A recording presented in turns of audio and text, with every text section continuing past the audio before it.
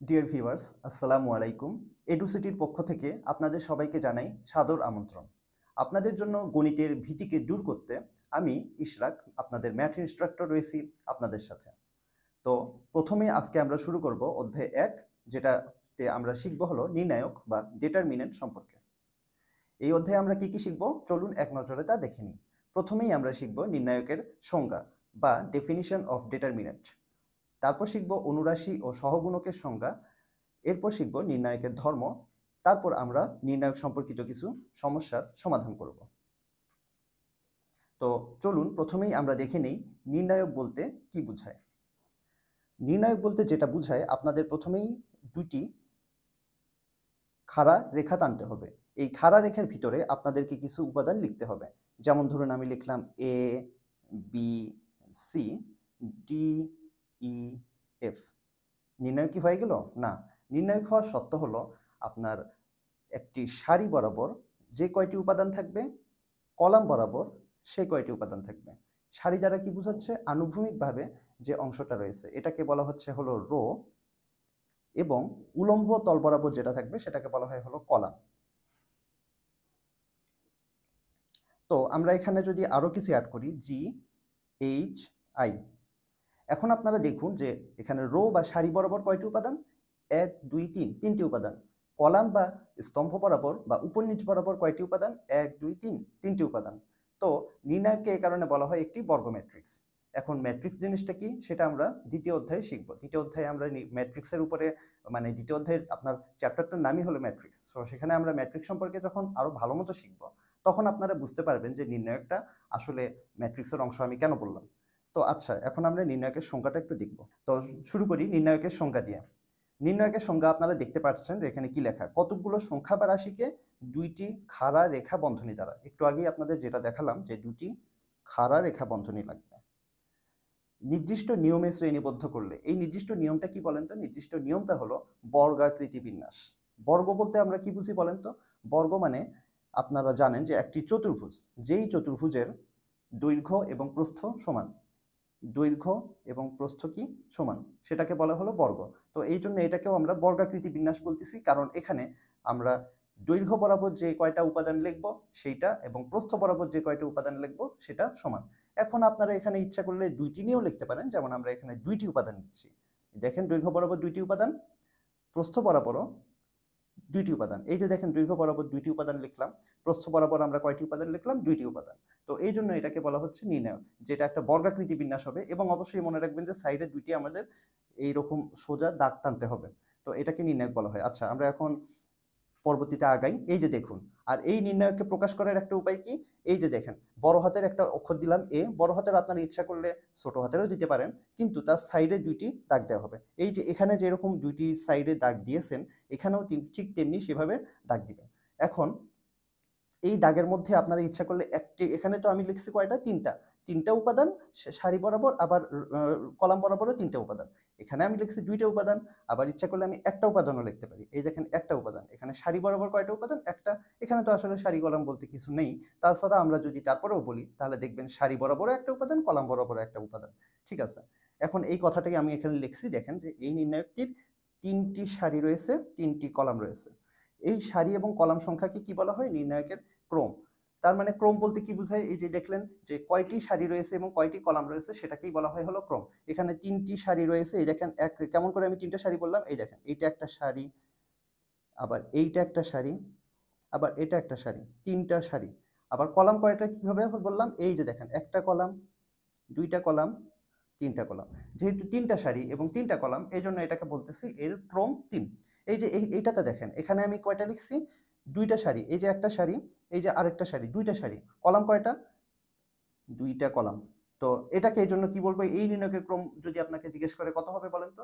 2 হবে, কারণ দুইটা সারি দুইটা কলাম। এইটার ক্ষেত্রে কি হবে বলেন তো? সারিও একটা, কলামও একটা। তো এখানে কয়টা আপনার ক্রম হবে? এখানকার ক্রম হবে হলো 1। ওকে, নেক্সট।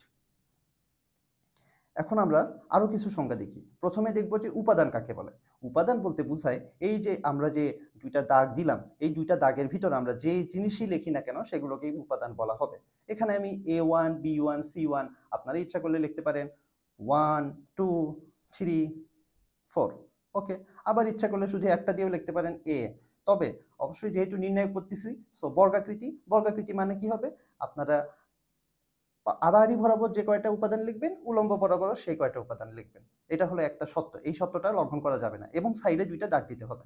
তো এখানে আমরা দেখেন কি বলছে, যে সমস্ত সংখ্যা বা রাশি দ্বারা নির্ণয় গঠিত, এই যে এখানে আমি কি লিখছি সংখ্যা 1 2 3 4, এগুলো কি সংখ্যা। আবার এই জায়গাগুলোতে কি, এগুলো কিন্তু রাশি। তো এই যে সংখ্যা বা রাশি যেগুলো দিয়ে গঠিত, যেমন A1 B1 C1, A2 B2 C2, A3 B3 C3, total এখানে কয়টা উপাদান বলেন তো? 9টা উপাদান, 9টা উপাদান। আবার এইটার ক্ষেত্রে দেখেন, যদি আমি 2 ক্রমের একটা নির্ণায়ক লিখি, 2 ক্রম কেন বলছি বলেন তো? 2টা সারি এবং 2টা কলাম, আমি আপনাদের আগে জিনিসটা বলেছিলাম। তো এখানে কয়টা উপাদান বলেন তো? 1টা 2টা 3টা 4টা উপাদান। এখানে তাহলে উপাদান কয়টা? 4টা। আর এই যে এটা একটা সারি এবং একটা কলাম, এখানে কয়টা উপাদান? একটাই উপাদান। ওকে, তাহলে উপাদান ক্লিয়ার। ওকে, নেক্সট এখন আমরা বলবো সারি কি। আপনাদের আগেই বলা হয়েছে সারি কি আর কলাম কি। সারি হলো আনুভূমিক বরাবর যেটা, সেটা হলো সারি, এই যে আনুভূমিক বরাবর সারি। আর উলম্ব বরাবর যেটা, সেটাকে বলবো আমরা হলো কলাম। এটাকে আমি যদি আরেকটু সহজভাবে বলি, দেখেন আনুভূমিক আর উলম্ব যদি আপনাদের একটু বুঝতে অসুবিধা হয়, সেক্ষেত্রে আমি আপনাদের একটা উদাহরণ দিই। সেটা হলো, আপনারা চিন্তা করেন একটা রেল লাইন। রেল লাইনের ক্ষেত্রে কি হচ্ছে, এই যে একটা রেল লাইন আমি আঁকলাম, এই একটা দেখেন রেল লাইন, এই যে রেল লাইনটা একদম সোজা যাচ্ছে। তো এই যে সোজা যে দৈর্ঘ্য বরাবর যেটা যাচ্ছে, এইটাকে আমরা কি বলবো? কলাম। আর এই যে পাশাপাশি যে অংশটা আড়াআড়ি ভাবে কি থাকে, ফিশ প্লেট থাকে, আপনারা জানেন। এই ফিশ প্লেট গুলোকে আমরা কি বলবো? রো বলবো, ঠিক আছে?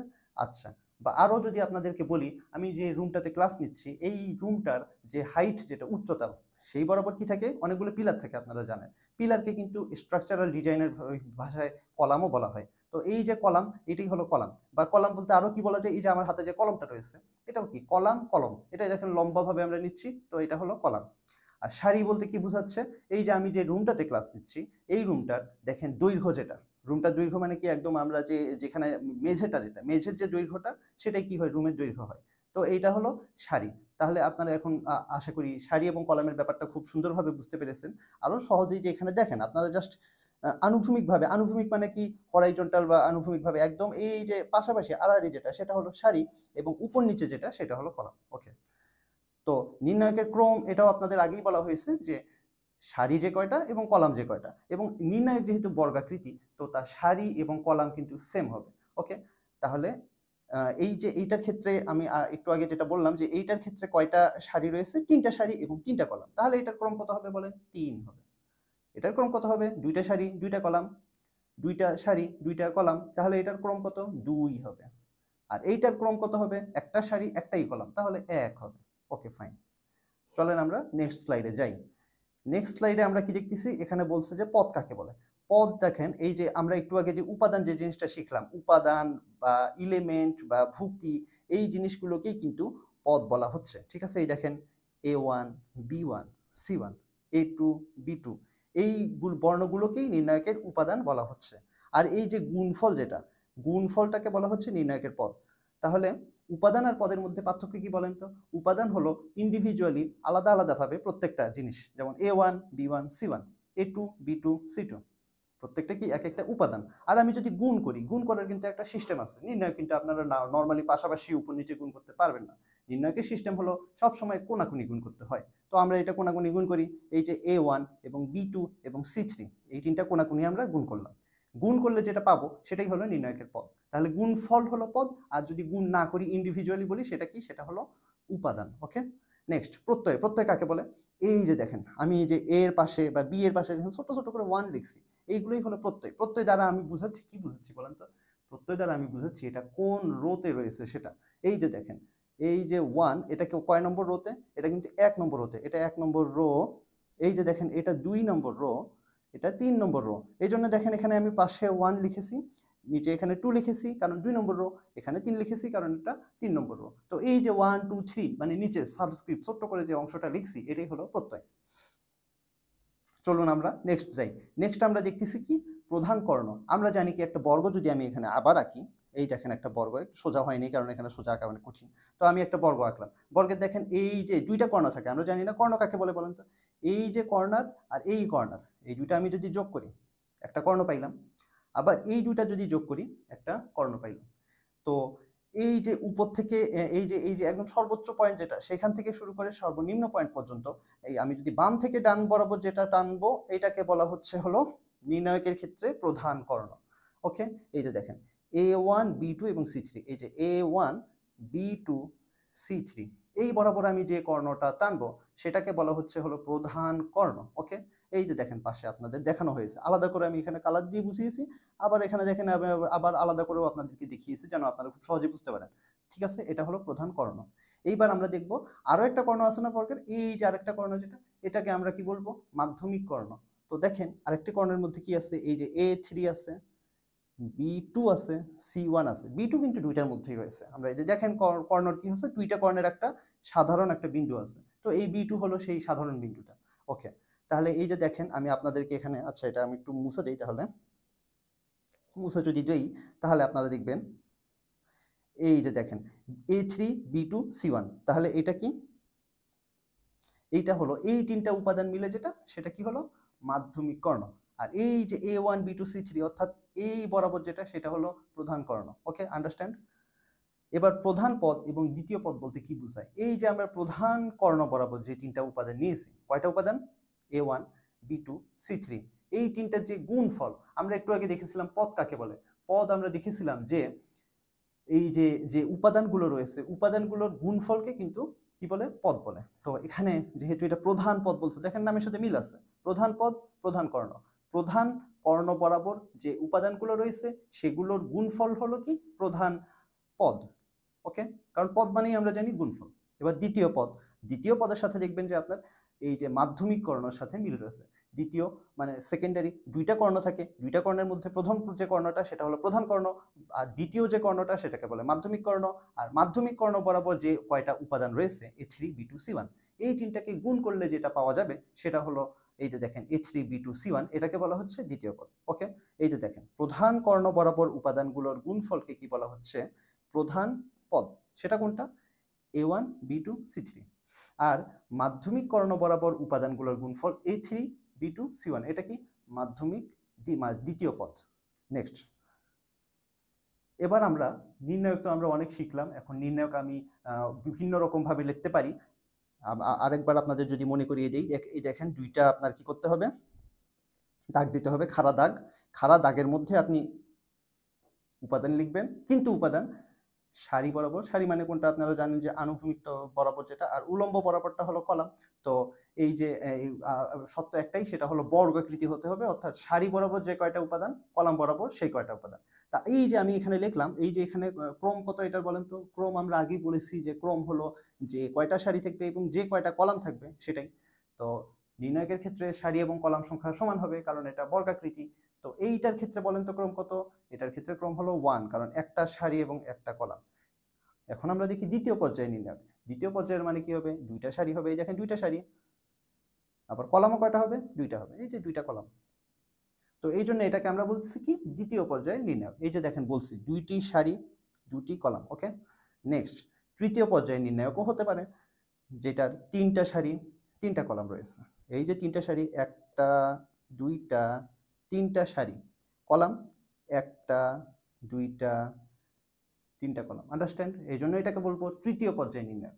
এখন কি তৃতীয় পর্যায়ে নির্ণয় কি শেষ, এর চেয়ে কি বেশি হতে পারে না? ইয়েস পারে। আমি এর চেয়ে বড় 4টাও নিতে পারি, 5টাও নিতে পারি, আপনাদের যত ইচ্ছা তত নিতে পারেন, এইভাবে লিখতে পারেন।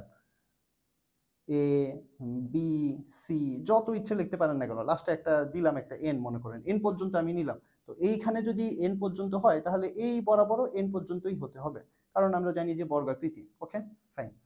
এবার আমরা একটু আগে দেখলাম বিভিন্ন ক্রম সম্পর্কে আমরা শিখলাম। এখন আমরা প্রথমে শিখব 1 গুণ 1 আকারের ক্রমিক নির্ণায়কের বিস্তৃতি।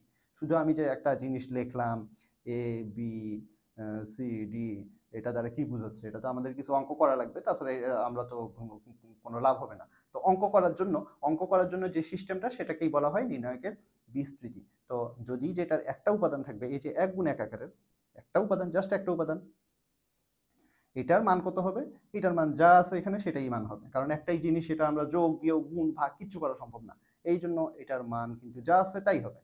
অর্থাৎ কি বলছে, কোনো নির্ণায়কের একটি মাত্র সারি বা কলাম থাকলে তার মানটা কি হবে, যে সংখ্যা দ্বারা ওই নির্ণয় গঠিত সেই সংখ্যাটাই হবে তার মান। দ্বিতীয় পর্যায়ের ক্ষেত্রে দ্বিতীয় পর্যায়ে যে আমি এখানে লিখে ফেলছি অলরেডি, দুইটা সারি দুইটা কলাম, এই যে দুইটা সারি, এই যে দুইটা কলাম, দ্বিতীয় পর্যায়ে নির্ণয়। এইটা এখন করার সিস্টেমটা কি দেখেন, এটা করার সিস্টেম কি। এটা করার আগে আপনাদের একটা জিনিস আমি বলে নিই, সেটা হলো এই দেখেন দ্বিতীয় পর্যায়ে নির্ণয়টা আবার লিখলাম আমি, এ বি সি ডি। এটার একটা চিহ্নের একটা ব্যাপার রয়েছে, সেটা আপনাদের বুঝতে হবে। সেটা হলো এই যে কর্নার একদম প্রথমটা, আপনারা এটা থেকে শুরু করেন, এটাকে আপনারা প্লাস ধরবেন সবসময়। এই কর্নারে যেটা আছে সেটা আপনারা প্লাস ধরবেন। তো এটা যদি প্লাস হয়, আরেকটা জিনিস খেয়াল করবেন যে পাশাপাশি সেম চিহ্ন হতে পারবে না। তো পাশাপাশি যেহেতু সেম চিহ্ন হতে পারবে না, এইটা যদি প্লাস হয় পাশেরটা অবশ্যই মাইনাস হবে, নিচেরটা তাও মাইনাস হবে, কারণ প্লাসের পাশে মাইনাস হবে। আর এটা এটা কিন্তু পাশাপাশি না, এটা দেখেন এটার এই পাশেও মাইনাস এই পাশেও মাইনাস, তাহলে এটা কি হবে, প্লাস হবে।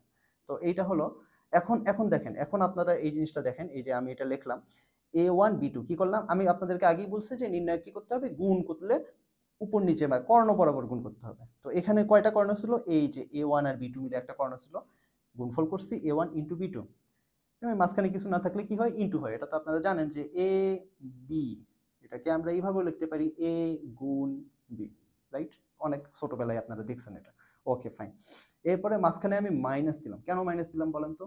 এই যে দেখেন যে এটা হলো সিস্টেমটা কি, যে মাঝখানে মাইনাস দিতে হবে। প্রথমে আপনি দ্বিতীয় পর্যায়ে নির্ণয়ের সিস্টেম এটা, যে আপনার একটা কর্ণ বরাবর একটা গুণ করবেন, আবার মাধ্যমিক যে কর্ণটা সেই বরাবর গুণ করবেন, অর্থাৎ এইটাকে কি বলা হয়েছিল, প্রধান পদ, আর এই প্রথম পদ, আর এইটাকে বলা হয়েছিল দ্বিতীয় পদ। এটা হলো প্রথম পদ, এটা ছিল দ্বিতীয় পদ। তো প্রথম পদ এবং দ্বিতীয় পদটাকে লিখবেন, পদ মানে গুণফল, গুণফল লিখবেন, লেখার পরে মাঝখানে মাইনাস চিহ্ন দিবেন।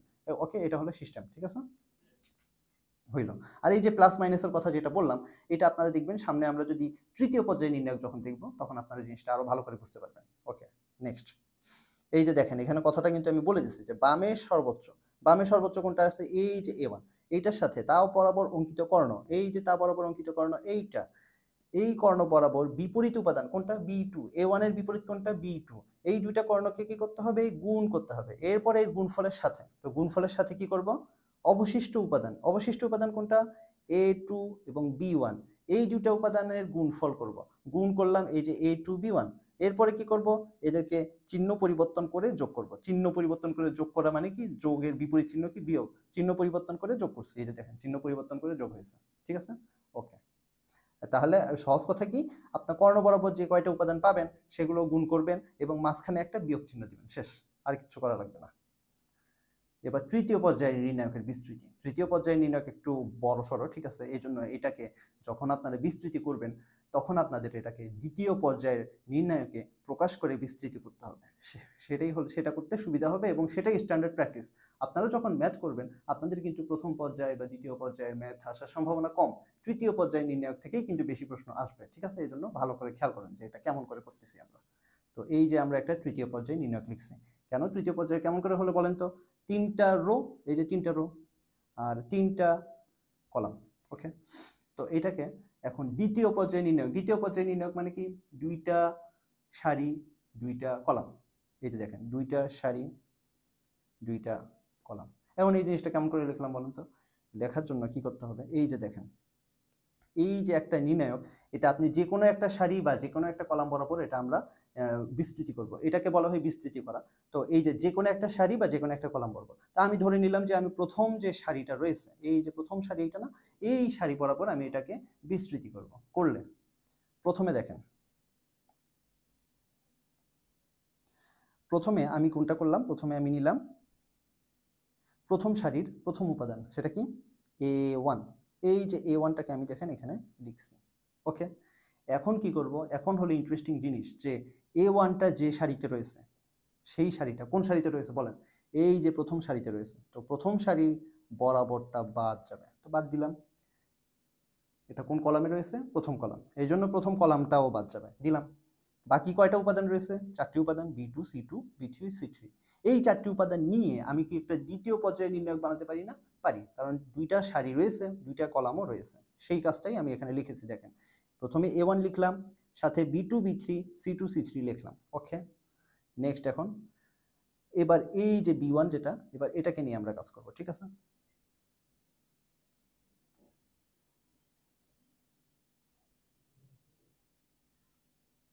তো চলেন আমরা B1টাকে নিয়ে কাজ শুরু করি। B1 যখন লিখব, B1 কোন সারিতে রয়েছে? প্রথম সারি বাদ কোন কলাম? দ্বিতীয় কলাম বাদ। বাকি যে কয়টা উপাদান A2 A3 C2 C3, দেখেন লিখছি A2 A3 C2 C3। Column আর রো নিশ্চয়ই আপনাদের মনে আছে যে উলম্ব বরাবর যেটা সেটা হলো কলাম, আর আনুভূমিক বরাবর যেটা সেটা হলো রো বা সারি কলাম। তো এই যে হইল, এই যে দেখেন বাকি উপাদানগুলো লিখলাম। এখন এখানে সামনে কেন মাইনাস দিলাম, এটা হলো প্রশ্ন। এইটার জন্য আপনাদেরকে আমি পরবর্তী স্লাইডে আরো সুন্দর করে জিনিসটা বুঝাবো। তারপরেও এখানে আপনাদেরকে বলে দিই যে আপনারা এইভাবে মনে রাখবেন জিনিসটা। এই প্রথম যে উপাদানটা সেটা হবে প্লাস, এবং এই কর্ণ বরাবর যেটা এখানেও প্লাস এখানেও প্লাস, এটা কর্ণ না প্রধান কর্ণ বরাবর তিনটা হবে প্লাস, বাকি যা আছে সবগুলো কি হবে চিহ্ন হবে কি মাইনাস। এই যে মাইনাস দিলাম, এটা কি প্রথম তৃতীয়, এখানে একটা আছে, এখানে একটা আছে, এখানে একটা আছে, তারপরে এখানে একটা আছে, এখানে একটা আছে। এখন আরেকটা এবার কি চিন্তা করব যে পাশাপাশি কখনো সেম চিহ্ন হতে পারে না। এই দেখেন পাশাপাশি সেম চিহ্ন হয়ে গেছে না, দুইটা মাইনাস, এটা প্লাস হয়ে যাবে। এখানে পাশাপাশি দুইটা মাইনাস হয়ে গেছে, তো একটা প্লাস হয়ে যাবে। তো এবার দেখেন কর্ণ বরাবর এই যে একটা, এটা হলো মাধ্যমিক কর্ণ আর এটা হলো প্রধান কর্ণ, এই যে দুইটা কর্ণ বরাবর সব প্লাস, আর বাকি সবগুলো কি হবে চিহ্ন মাইনাস হবে।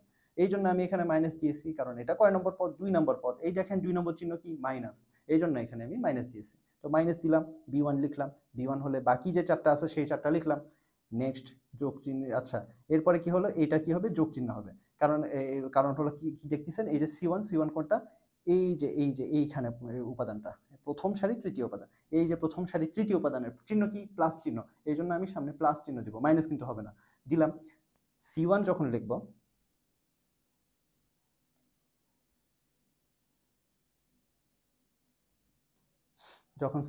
তখন কি করব, আগের মতো যে সারিতে রয়েছে প্রথম সারি, যে কলামে রয়েছে কোন সারি? কলাম তৃতীয় কলাম, বাদ দিলাম। বাকি কয়টা উপাদান? A2 B2 A3 B3 নিলাম, নিয়ে একটা দ্বিতীয় পর্যায়ে নির্ণায়ক বানিয়ে ফেললাম। তো হইল এই যে A2 B2 A3 B3 লিখলাম। লেখার পরে এখন আমাদের কাজ কি, দ্বিতীয় পর্যায়ে নির্ণয় কেমন করে বিস্তৃতি করছি আপনাদের মনে আছে? কর্ণ বরাবর উপাদানগুলো গুণ করছিলাম, এই কর্ণ বরাবর যেগুলো সেগুলোও গুণ করছিলাম, মাঝখানে একটা বিয়োগ চিহ্ন দিছিলাম। কর্ণ বরাবর গুণ করছিলাম, এই কর্ণ বরাবর গুণ করছিলাম, মাঝখানে বিয়োগ চিহ্ন দিছিলাম। ঠিক আছে, এই দেখেন সেই কাজটা এখানে করা হবে। আচ্ছা দেখেন, এই যে এই কর্ণ বরাবর কি B2 C3 গুণ করছি, এই কর্ণ বরাবর B3 C2 গুণ করছি, মাঝখানে মাইনাস চিহ্ন দিয়েছি। নেক্সট মাইনাস B1 রয়েছে, এই যে সামনে এখানে A1 ছিল, এটা নিয়ে A1 লিখছি। এখন মাইনাস B1 লিখছি, মাইনাস B1 লিখছি। এই বরাবর কর্ণ বরাবর কি A2 C3 এই কর্ণ বরাবর কি A3 C2 মাঝখানে কি দিব? মাইনাস দিলাম। নেক্সট কি হবে, এটা প্লাস C1, তো প্লাস C1 লিখলাম। এরপরে এই দুইটা গুণ করলে কি হবে? A2 B3 এই দুইটা গুণ করলে কি হবে? A3 B2 মাঝখানে কি হবে? মাইনাস। ওকে, এখন এটা নর্মাল গুণ, আপনারা নর্মাল গুণ অবশ্যই জানেন যে এইভাবে যদি ব্র্যাকেটের মধ্যে একটা কিছু থাকে তার সাথে যদি আরেকটা জিনিস গুণ করতে হয়, তো এই যে বাইরে যেটা আছে সেটাকে এই ভিতরকার যে কয়টা উপাদান রয়েছে সবগুলো দিয়েই গুণ করতে হয়। তো গুণ করেছি A1 B2 C3 A1 B2 C3 A1 B3 C2 A1 B3 C2। ওকে, এটা কেন মাইনাস হয়েছে? এই যে মাইনাস, এইটার সামনে কি আছে বলেন তো? প্লাস, তো প্লাসে মাইনাসে মাইনাস হয়েছে। নেক্সট এই যে মাইনাস, আর এটার সামনে কি? প্লাস, তো মাইনাসে প্লাসে minus, B1 A2 C3 B1 A2 C3। ওকে, নেক্সট মাইনাসে কিন্তু প্লাস। ওকে, এই যে এইটা করার সময় কিন্তু আপনারা অবশ্যই চিহ্নের দিকে খেয়াল করবেন, এটা এই ভুলটা করার জন্যই কিন্তু অনেক সমস্যা হয়। এই যে দেখেন অলরেডি আমার কিন্তু এই স্লাইডে একটা ভুল ছিল, হ্যাঁ, এখানে যোগ হওয়ার কথা কিন্তু বিয়োগ হয়ে গেছে। ঠিক আছে, এই জন্য এই ভুলগুলো আপনারা করবেন না কিন্তু অবশ্যই। তো করলাম মাইনাসে প্লাস, এই B1 A3 C2, এই দেখেন B1 A3 C2, প্লাসে plus C1 A2 B3 C1 A2 B3, প্লাসে মাইনাসে minus C1 A3 B2 C1 A3 B2। Understand? তো এই যে এই পুরো কাজটা আমরা করলাম, এইটাকে সংক্ষেপে A1 B2 C3 বলা যায়। কেন বলা যায়? এটার প্রধান কর্ণ বরাবর কি আছে? A1 B2 এবং C3, তাই না? তো এই প্রধান কর্ণ বরাবর যে জিনিসটা রয়েছে সেটা দ্বারাই এই নির্ণায়কটাকে লেখা যায় সংক্ষেপে, সেটাই এখানে লেখা হয়েছে। ওকে ফাইন, এখন আমরা একটা উদাহরণ করি, চলেন। অনেক কিছু থিওরি বোঝা হলো, থিওরি বুঝতে বুঝতে সবার অবস্থা খারাপ, এখন একটা আমরা ম্যাথ করি। এতক্ষণ আমরা একটু আগে যে থিওরিটা পড়লাম যে একটা তৃতীয় পর্যায়ে নির্ণায়ককে কিভাবে বিস্তৃত করব, সেই রকমই একটা ম্যাথ এখানে, এবং এটা কিন্তু একটা অতি সংক্ষিপ্ত প্রশ্নোত্তর, খুব সহজ একটা প্রশ্ন। আপনারা দেখেন কিভাবে করব। আপনাদেরকে একটু আগে আমি কি বলছি যে একটা তৃতীয় পর্যায়ে নির্ণায়ক থাকলে তাকে দ্বিতীয় পর্যায়ে নির্ণায়ক আকারে প্রকাশ করলে সেটাকে আপনারা বিস্তৃতি করতে সুবিধা হবে। তো চলেন বিস্তৃতি করি। এটা আপনারা কি করতে পারবেন দেখেন, আমরা ইচ্ছে করলে এটাকে প্রথম রো বরাবর, দ্বিতীয় রো বরাবর, তৃতীয় রো বরাবর, প্রথম কলাম বরাবর, দ্বিতীয় কলাম বরাবর, তৃতীয় কলাম বরাবর, যে কোনোভাবে ইচ্ছা আপনারা বিস্তৃতি করতে পারেন, ঠিক আছে। এখন আমরা এখানে কিভাবে করব সেটা আমরা দেখি, এখানে কিভাবে করা হয়েছে। এখানে দেখেন প্রথমে আমরা এখানে কি করলাম, এখানে আমরা প্রথম রো বরাবর আমরা বিস্তৃতি করেছি, ঠিক আছে। চলেন প্রথম রো বরাবর আমরা বিস্তৃতি করলে দেখি কি হয়। এই যে দেখেন প্রথম রো কোনটা, এই যে এটা 1 1 3 এবং -1। তো প্রথমে আমরা কি করব, প্রথমে আমরা 1 নিব, প্রথম সারির প্রথম উপাদান, আমরা প্রথম সারি বরাবর বিস্তৃতি করতেছি। তো প্রথম সারির প্রথম উপাদান নিয়ে আমরা কাজ শুরু করলাম। প্রথম সারির প্রথম উপাদান কি 1 1 লিখলাম। 1 এর সাথে কি হবে, 1 যখন লিখব তখন এই কলাম এবং এই রো, অর্থাৎ 1 যেই সারিতে এবং যেই কলামে রয়েছে সেটা বাদ যাবে, বাদ গেল। বাকি যে 4টা উপাদান রয়েছে সেটা নিয়ে আমরা কি করব, একটা দ্বিতীয় ম্যাট্রিক্স লিখব। এই দেখেন লেখা হলো 6 0 3 -2 লিখছেন, ওকে ফাইন। এবার নেক্সট আমরা কি করব, আমরা হলো যেহেতু প্রথম সারি বরাবর বিন্যস্ত করতেছি, তাই না। তো প্রথম সারির দ্বিতীয় উপাদান কোনটা, 3 যখন লিখব, এই কলাম বাদ, এই সারি বাদ, বাকি যে 4টা আছে সেটা নিয়ে একটা দ্বিতীয় পর্যায়ের নির্ণায়ক বানাচ্ছি। দেখেন সামনে কেন মাইনাস হলো, একটু আগে আপনাদের বলেছিলাম, এই যে এইটা, যে কর্ণ বরাবর সবগুলো কি হবে, প্লাস হবে, কর্ণ বরাবর প্লাস হবে, বাকি চিহ্নগুলো কি হবে, মাইনাস হবে। তো এই যে এটা কি, প্রথম সারি দ্বিতীয় উপাদান, প্রথম সারি দ্বিতীয় উপাদান কি মাইনাস, এই জন্য সামনে মাইনাস হয়েছে, ঠিক আছে। এবার পরবর্তীতে আমাদের কোনটা বাকি, এইটা বাকি, তাই না। ওকে চলেন এবার আমরা ওইটা দেখি। এটা যখন আমরা দেখব -1 যখন লিখব, -1 বরাবর যে সারি সেটা বাদ, -1 বরাবর যে কলাম সেটাও বাদ, ঠিক আছে। এবং বাকি যে 4টা উপাদান সেই 4টা উপাদান এখানে লিখলাম 2 6 1 -3, ওকে। তো নেক্সট এখন আমরা কি করব বলেন তো, দ্বিতীয় সারির দ্বিতীয় পর্যায়ের যে নির্ণায়ক সেটাকে আমরা বিস্তৃতি করেছি কিভাবে, গুণ করেছিলাম। এই কর্ণ বরাবর 2টা উপাদান গুণ করেছি, এই কর্ণ বরাবর 2টা উপাদান গুণ করব, মাঝখানে একটা বিয়োগ চিহ্ন বসাবো। দেখেন 6 দুগুণে 12, প্লাসে মাইনাসে মাইনাস, 6 দুগুণে 12, ওকে। 3 শূন্য কত, 0 0, মাঝখানে কি হবে, মাইনাস মাইনাস, -3 লিখলাম। তার সাথে 2 দুগুণে প্লাসে মাইনাসে -4, তারপরে মাঝখানে মাইনাস, 0 1 কে 0, -1, এই যে -1, 3 দুগুণে 6, মাইনাস 6 1 কে 6, ওকে। এবার দেখেন এবার আমরা কি করব, ক্যালকুলেট করব। এটা তো আপনারা পারেন যে -12 থেকে 0 বাদ দিলে কত হবে, -12ই থাকবে, তার সাথে 1 বিয়োগ করলে 1 গুণ করতে হবে, এটা বাইরে আসছে আমরা গুণ করতে হবে, তাহলে -12 1 কে -12, এটা -12 হলো। এইখানে কত আছে, -4 থেকে 0 বাদ দিলে কত হবে, -4ই থাকবে। তো সেই মাইনাস আর এই মাইনাস, মাইনাসে মাইনাসে প্লাস, 3 4 12 12, 6 থেকে 6 বাদ দিলে 0, তার সাথে 1 গুণ, -1 গুণ, যেটাই হোক না কেন, 0-র সাথে যাই গুণ করি না কেন অ্যান্সার কত আসবে, 0, এই জন্য 0। এরপরে এই লাইনটা দেখেন, প্লাস মাইনাস মাইনাস, +12 -12, ঠিক আছে।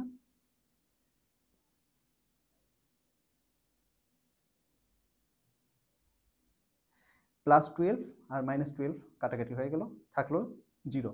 0টাকে মাইনাস হোক বা প্লাস হোক, আপনারা কি জানেন, আমরা জানি যে 0-র কোনো চিহ্ন হয় না, পজিটিভ বা নেগেটিভ যাই হোক না কেন 0 0ই, তো 0 0 লিখে ফেললাম, শেষ। তাহলে এই এত বড় একটা অঙ্ক করে এটার মান কত হলো, 0। পরীক্ষায় কিন্তু আপনাদের এই ধরনের ম্যাথই আসবে, অতি সংক্ষিপ্ত প্রশ্নোত্তরের মধ্যে এই টাইপের ম্যাথ আসবে। আপনারা যদি এই অঙ্কটা বুঝতে পারেন তাহলে আপনাদের আর কোনো অঙ্ক আশা করি এই ধরনের কোনো অঙ্কের সমস্যা হবে না। এখন 3x3 আকারের নির্ণায়কের জন্য আমরা একটা তো বিস্তৃতি আমরা শিখছি দ্বিতীয় পর্যায়ের মাধ্যমে বিস্তৃতি করা, এছাড়া আরো একটা মেথড রয়েছে, সেটাকে বলা হয় সেরাস ডায়াগ্রাম। সেরাস ডায়াগ্রামের সাহায্যে এখন আমরা 3x3 আকারের নির্ণায়কের মান শিখব। চলেন শিখি। মনে করি যে আমরা এই যে একটা 3x3 আকারের নির্ণায়ক, সেটাকে আমরা লিখলাম, ঠিক আছে। এখন এইটাকে আমরা এটার মান নির্ণয় করতে হবে, ঠিক আছে। মান কেন 3x3 লিখছি বলেন তো, 3 এটাকে আমরা তৃতীয় পর্যায়ের নির্ণায়ক বলি না, কারণ এই যে তৃতীয়, আসলে তৃতীয় পর্যায়ে, এই যে দেখেন তৃতীয় পর্যায়, কেন তৃতীয় পর্যায়ে, কারণ 3টা রো আছে, 3টা কলাম রয়েছে, এই জন্য তৃতীয় পর্যায়। তো এটাকেই আবার 3 × 3 আকারেও লেখা যেতে পারে। এটা আমি ইচ্ছা করে এইভাবে লিখছি। কেন লিখছি? কারণ আপনারা যেন কনফিউজড না হয়ে যান এইজন্য। আর যখন আপনারা ম্যাট্রিক্স পড়বেন তখন জিনিসটা আরো ভালো করে বুঝবেন যে এটা কেন 3 × 3 আকারে লেখা হয়েছে। ওকে, তাহলে আমরা ধরি যে এই জিনিসটার আমরা মান নির্ণয় করব। তো এখন সেরাস ডায়াগ্রামের নিয়ম হলো যে আপনি এই যে কলাম প্রথমে নরমালি যা আছে তাই লিখবেন। লেখার পরে 2টা এক্সট্রা কলাম এখানে বাড়বে। সেই 2টা এক্সট্রা কলামে এই প্রথম 2টা কলাম আবার লিখবেন। দেখেন, এই যে দেখেন নির্ণয়কের 3টি কলাম পাশাপাশি পুনরায় তাদের ডান পাশে প্রথম ও দ্বিতীয় কলাম লিখতে হয়। তো প্রথমে আমরা এই যে 3টা যেটা নরমাল এই জিনিসটাই কিন্তু এখানে লিখেছি। দেখেন, এই জিনিসটাই এখানে লেখা হয়েছে। এই পর্যন্ত এই জিনিসটাই এখানে লেখা হয়েছে। এরপরে কি বলবো? ডান পাশে প্রথম ও দ্বিতীয় কলাম লিখতে হবে। এই প্রথম কলাম কোনটা? A1 A2 A3, আর দ্বিতীয় কলাম কোনটা? B1 B2 B3। তো লিখলাম, ঠিক আছে? ওকে, এখন কি করব? এখন আমরা এই যে A1 B2 C3 এই কর্ণ বরাবর একটা গুণ করব। আবার B1 C2 A3 গুণ করব, C1 A2 B3 গুণ করব, ঠিক আছে? এই 3টা গুণ করব, করার পরে প্রধান কর্ণ বরাবর গুণ করব, সবসময় উপর থেকে নিচে গুণ করলাম এবং এগুলো সবগুলো কি হবে? পজিটিভ চিহ্ন হবে, ঠিক আছে? এখানে কিন্তু আর ওই যে আগেটার মতো যে মাঝখানে মাইনাস চিহ্ন দিব এখানে দিব তা না, এটা কিন্তু অন্য সিস্টেম। এখানে আপনার কি, যখন আপনি উপর থেকে গুণ করবেন মানে প্রধান কর্ণ বরাবর যখন গুণ করবেন সেই সময় আপনাকে প্লাস চিহ্ন দিতে হবে, ঠিক আছে?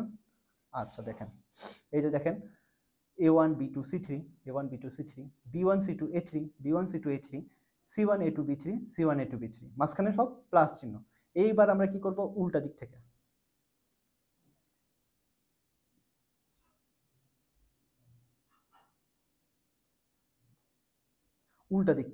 A3 B2 C1, এই যে A3 B2 C1 B3 C2 A1 B3 C2 A1 C3 A2 B1 C3 A2 B1, এই 3টা লিখবো। কিন্তু যেহেতু উল্টা দিক দিয়ে করতেছি এজন্য চিহ্নটাও উল্টা হয়ে যাবে, অর্থাৎ বি প্লাসের বিপরীত কি? মাইনাস, মাইনাস চিহ্ন হবে। দেখেন মাইনাস চিহ্ন A3 B2 C1, এই যে A3 B2 C1, মাইনাস চিহ্ন B3 C2 A1 B3 C2 A1, minus চিহ্ন C3 A2 B1 C3 A2 B1। ওকে, তো এটাকেই সার্চ ডায়াগ্রামের মাধ্যমে আমরা খুব সহজে বিস্তৃতি করতে পারি। এক্ষেত্রে আপনার দ্বিতীয় পর্যায়ের কোনো বিস্তৃতি করা লাগবে না। তৃতীয় পর্যায়কে দ্বিতীয় পর্যায়ের আকারে প্রকাশ করে তারপরে করার কোনো প্রয়োজন নেই। আচ্ছা, এখন আমরা একটা এই ধরনের একটা উদাহরণ দেখি, চলেন। এই যে একটা উদাহরণ দেখতেছি আমরা, এটা কি বলতেছে? 3 × 3 আকারে নির্ণয়, কারণ 3টা রো এবং 3টা কলাম, এই জন্য এটাকে 3 × 3 আকার বলা হচ্ছে। এটাকে এখন আমরা সারাস ডায়াগ্রামের মাধ্যমে মান নির্ণয় করব। তো আপনারা মনে রাখবেন, যদি আপনাদের বলে যে সারাস ডায়াগ্রামের মাধ্যমে করো, সেক্ষেত্রে আপনারা অবশ্যই সারাস ডায়াগ্রামের মাধ্যমেই করবেন। এখানে কিন্তু আপনি বিস্তৃতির মাধ্যমে যদি করেন তাহলে আপনি পুরো অঙ্কটা কারেক্ট করে আসলেও আপনি দেখবেন যে পরীক্ষার খাতায় নাম্বার নাই। কারণ কি? আপনাকে বলা হয়েছে একটা প্রশ্ন একভাবে করার, আর আপনি অন্যভাবে করেছেন, ঠিক আছে? এই জন্য যদি সারাস ডায়াগ্রাম বলা থাকে সারাস ডায়াগ্রাম দিয়ে করবেন। আর যদি কিছু বলা না থাকে সেক্ষেত্রে আপনি সারাস ডায়াগ্রামও করতে পারেন, আবার ইচ্ছা করলে 2 × 2 আকারের বিস্তৃতি হিসাবেও করতে পারেন। তো আসেন শুরু করি। কেমন করে করব বলেন তো? প্রথমে এই যে উপাদানগুলো রয়েছে সবগুলো আমরা নর্মাল যেভাবে রয়েছে সেভাবেই লিখবো। এটা কিন্তু 2 হবে, ঠিক আছে? এই যে 2 201, ঠিক আছে? লিখলাম। লেখার পরে কি করলাম? এই যে প্রথম কলাম আর দ্বিতীয় কলাম আবার আমরা লিখবো, ঠিক আছে? এই যে আবার আমরা লিখেছি, ঠিক আছে? প্রথম কলাম, এই যে প্রথম কলামটা এখানে লিখেছি, দ্বিতীয় কলামটা এখানে লিখেছি। ওকে, এরপর আমরা কি করব বলেন তো? এই যে এই বরাবর এটা, তারপরে এইটা, আর হলো এইটা, ঠিক আছে? এগুলো গুণ করে দেব। আচ্ছা, জিনিসটা আর একটু সুন্দর করি। এই যে দেখেন 1 5 4, এই 3টা কি একটা কর্ণ গেল, এই যে একটা কর্ণ। আবার কি 1 -2 1, এটা একটা কর্ণ। 1 0 -3, এটা একটা কর্ণ। এই 3টা কর্ণ আমরা গুণ করব এবং সাথে কি করব? সবগুলো যোগ চিহ্ন দিব, কারণ আমরা উপর থেকে নিচে আসতেছি। উপর থেকে নিচে আসলে আমরা একটু আগে কি জানি? পজিটিভ চিহ্ন হবে। তো দেখেন সেটাই করা হয়েছে। 1 × 5 × 4 প্লাস 1 -2 1। এখন এখানে যেহেতু -2, এই জন্য এটাকে আমরা একটা ব্র্যাকেট দিয়ে লিখেছি। কারণ কেন ব্র্যাকেট দিয়ে লিখেছি? নর্মালি কিন্তু +2 হয়, কিন্তু যখন মাইনাস লিখবো তখন দেখেন গুণ আবার বিয়োগ 2টা চিহ্ন কি পাশাপাশি দেবেন? দিলে কেমন দেখা যাবে? এই জন্য এটা একটা ব্র্যাকেটের মধ্যে লেখা লাগে। এই যে এখানেও কিন্তু সেম কাজ হয়েছে, দেখেন ব্র্যাকেটের মধ্যে লিখেছি। দেখেন -3 ব্র্যাকেটের মধ্যে লিখেছি। কেন লিখেছি? কারণ হলো যে গুণের সাথে বিয়োগ চিহ্ন একসাথে হয়ে যাবে, এটা সমস্যা, এই জন্য আমরা এইভাবে লিখবো। ওকে, এরপরে বাকি আছে কোন পার্ট? বাকি আছে হলো এই পার্টটা। নিচ থেকে উপরে যাব। 1 5 আর 1, -3 -2 2, 401, ঠিক আছে। এইবার এই দিক থেকে আমরা করলাম এবং করার সময় আমরা কি করব, অবশ্যই সামনে বিয়োগ চিহ্ন দিব, কারণ নিচ থেকে উপরে যাচ্ছে।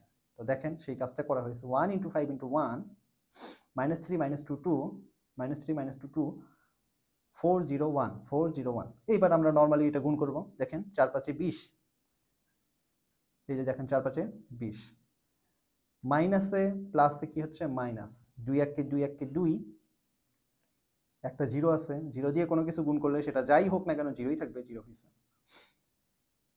কত, মাইনাস দিয়ে গুণ করছি, মাইনাস 5 1 কে 5 5, মাইনাসে মাইনাসে প্লাস, এই যে এই দুটা মাইনাস মিলে কি হচ্ছে প্লাস, তার সাথে সামনে কিন্তু আরো একটা মাইনাস আছে, তাহলে এই প্লাসে মাইনাসে আবার কি হচ্ছে মাইনাস হয়ে যাচ্ছে, এই জন্য আলটিমেটলি এখানে সামনে মাইনাস রয়েছে। 3 দুগুণে 6, 6 দুগুণে 12। আপনারা সবসময় করার সময় এইভাবে করবেন, প্রথমে চিহ্নগুলো কি হবে সেটা আগে বের করবেন গুণ করে, মানে আমরা জানি কি প্লাসে মাইনাসে কি হয় মাইনাস, মাইনাসে মাইনাসে কি হয় প্লাস, প্লাসে প্লাসে কি হয় প্লাস, আবার মাইনাসে মাইনাসে কি হয় প্লাস। অর্থাৎ যদি চিহ্ন সেম থাকে, এই যে প্লাস প্লাস দুটি সেম চিহ্ন হলে প্লাস হয়, চিহ্ন দুটোই সেম, দুটোই মাইনাস, সমস্যা নেই, কিন্তু চিহ্ন সেম তাহলে প্লাস হয়, আর যদি চিহ্ন আলাদা হয় সেই ক্ষেত্রে মাইনাস হয়। এটা আপনারা অনেক ছোট ক্লাস থেকেই আপনারা খুব ভালো মতোই এটা জানেন। ওকে, এই জন্য এবার দেখেন এই অনুসারে, আর এখানে কি আছে জিরো আছে, তো জিরো দিয়ে গুণ করলে তো জিরোই হবে। এবার এটা ক্যালকুলেট করেন, ক্যালকুলেশনের সময় আপনারা এখানে কি খেয়াল করতে হবে যে যোগগুলো আমরা একসাথে যোগ করব, বিয়োগগুলো আমরা একসাথে বিয়োগ করব। আপনারা সরল করে ছোটবেলায় করছেন না, তখন কি করা লাগছে, অনেক বড় বড় সরল ছিল, এক পাশে প্রথমে যোগগুলো করা লাগছে, এক পাশে বিয়োগগুলো করা লাগছে, তাই না? এখানে যদি আপনারা এইভাবে করেন যে 20 থেকে প্রথমে 2 বাদ দিলাম 18 হলো, তার সাথে 0 যোগ করলাম, তার সাথে আবার 5 বিয়োগ করলে কত হলো 13 হলো, 13 থেকে আবার -12 করলাম, তাহলে কত হলো 1 হলো, 1 থেকে -0 বিয়োগ করলে কত হলো 1 হলো। অ্যান্সার কিন্তু হবে না, দেখেন। আচ্ছা, অ্যান্সার এই ক্ষেত্রে হয়ে গেছে, খুব ভালো। আবার কিন্তু সব ক্ষেত্রে কিন্তু অ্যান্সার এভাবে মিলবে না। তো এই জন্য আপনারা খেয়াল করবেন, এই যে প্রথমে কিন্তু শুধু 20, এটা প্লাস চিহ্ন আছে, যোগ 0, তো 20 আর 0 মিলে যোগ 20, মাইনাসগুলো একসাথে যোগ করব, -2 -5 আর -12 কত হলো 12 আর 5 17 আর 2 19, -19। এরপরে এটা নর্মাল, 20 থেকে 19 বাদ দিলে 1 1। এখন আমরা একটা নতুন জিনিস শিখব, সেটা হলো অনুরাশি এবং সহগুণক। এখন অনুরাশি ও সহগুণক এই দুটাকে আমরা কিভাবে, এই দুটার মধ্যে একটা সম্পর্ক রয়েছে, এটা কিন্তু খুবই ইম্পর্টেন্ট একটা টপিক। এখান থেকে আপনাদের কিন্তু প্রশ্ন আসবে, বলবে অনুরাশি এবং সহগুণকের সম্পর্ক কি, এদের মধ্যে পার্থক্য কি, এদের সংজ্ঞা কি, উদাহরণ কি, এগুলো আসতে পারে। সো এটা ভালো করে আপনারা পড়বেন, ইম্পর্টেন্ট জিনিস।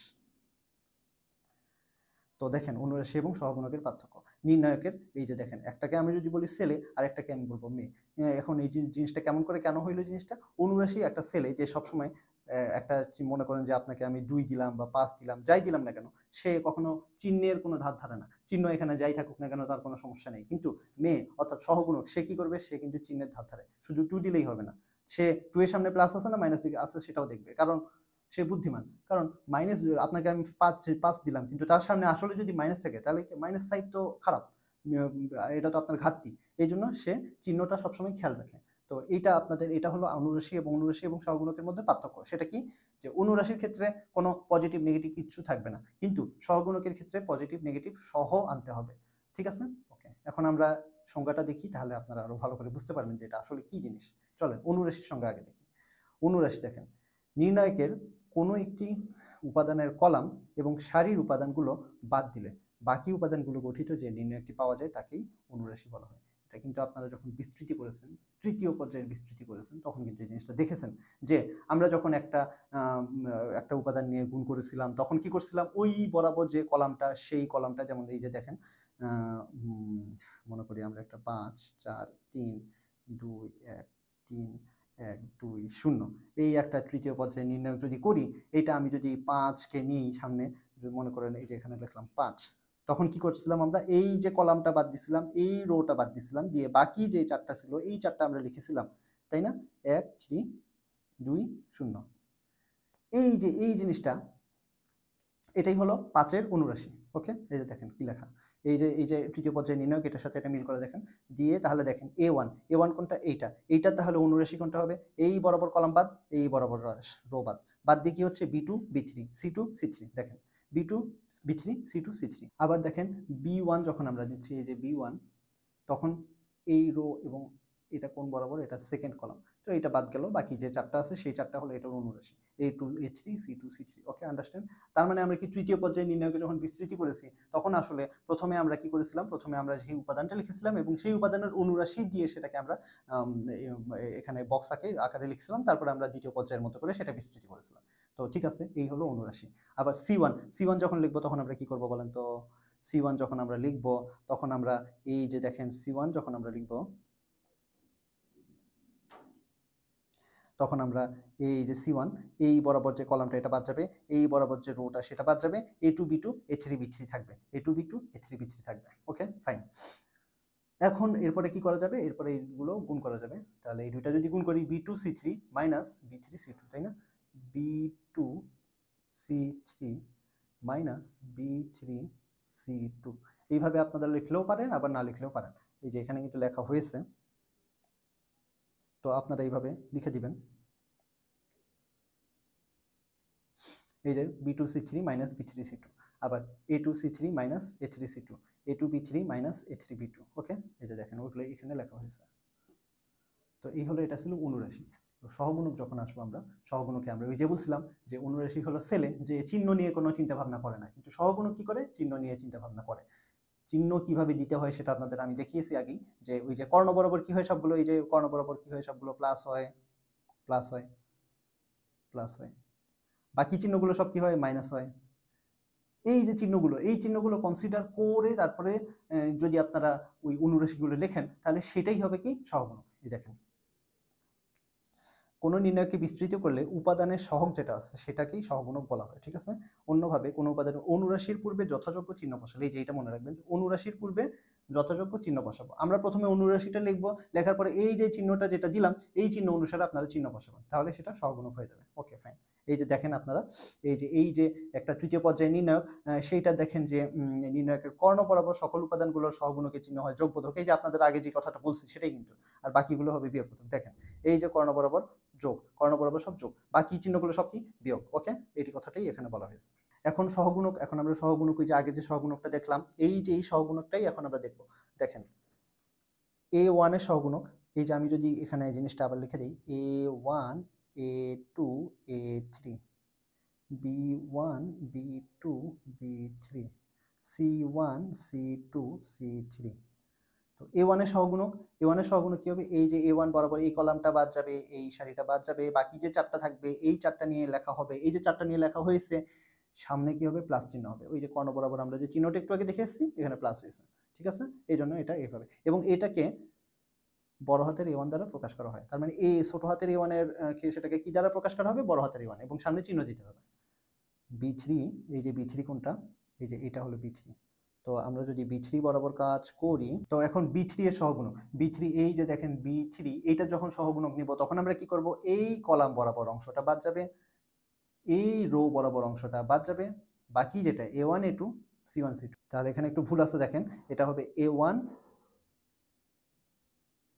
এটা আমরা সুন্দর করে লিখি, A1 A2 C1 C2। ওকে, সামনে কি চিহ্ন হবে, এটা এই বরাবর কি চিহ্ন থাকার কথা, মাইনাস, কারণ এটা কর্ণ উপাদান না, তো এই জন্য সামনে মাইনাস রয়েছে, এবং এটাকে বড় হাতের B3 দ্বারা প্রকাশ করা হলো। সেইভাবে ঠিক সিমিলারলি C2 এর সহগুণক, ওকে, C2 এর সহগুণক যদি আমরা লিখি, আমরা এটা এক এক জায়গা থেকে দেখাচ্ছি। C2 এর সহগুণক যদি লিখি, আমরা দেখি C2 এর সহগুণক আমরা যখন দেখব,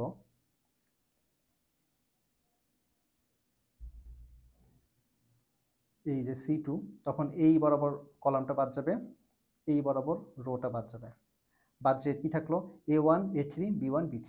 তাহলে কি হবে, A1 A3 B1 B3 এইটা হবে, এবং এটা কি কর্ণ বরাবর না, এই জন্য এটা সামনে মাইনাস চিহ্ন হবে। ওকে, ফাইন, হয়ে গেল। তো এটা হইলো, এবং এটাকে বড় হাতের C2 দ্বারা প্রকাশ করা হবে, ঠিক আছে, ফাইন। তাহলে অনুরাশি এবং সহগুণকের পার্থক্যটা কি হলো? পার্থক্য একটাই, সেটা হলো যে অনুরাশি যোগ বা বিয়োগ চিহ্ন নেয় না এবং সহগুণক যোগ বা বিয়োগ চিহ্ন নেয়। এবং আপনারা পরীক্ষার খাতায় আবার যেন ছেলে বা মেয়ে এগুলো কিন্তু কিছু লিখবেন না, এটা জাস্ট আপনাকে উদাহরণ দেওয়ার জন্য বলা হয়েছে, যে একজনকে আমরা ধরলাম যে সে চিহ্ন ছাড়াই কনসিডার করে, আরেকজনকে আমরা ধরলাম যে সে চিহ্ন নিয়ে কনসিডার করে, এই জন্য। তো অনুরাশি অনুরাশি এবং সহগুণকের মধ্যে পার্থক্যটা হলো যে অনুরাশি আপনার কি বলে অনুরাশি আপনার সামনে যে চিহ্নটা সেটা নেবে না, কিন্তু সহগুণক সামনে চিহ্নটা নেবে। এই হলো পার্থক্য এদের। এবং এদেরকে বড় হাতের A1 B1 C1 দিয়ে লেখা হয়। আপনারা এটা এই যে A1 এরটা বড় হাতের A1 হবে, B1 হলে বড় হাতের B1 হবে, আবার যদি B3 হয় তাহলে বড় হাতের B3 হবে। এইভাবে আপনারা বড় হাতের অক্ষর দ্বারা সূচিত করা হবে। ঠিক আছে? ওকে, এইটার একটা উদাহরণ আমরা দেখি।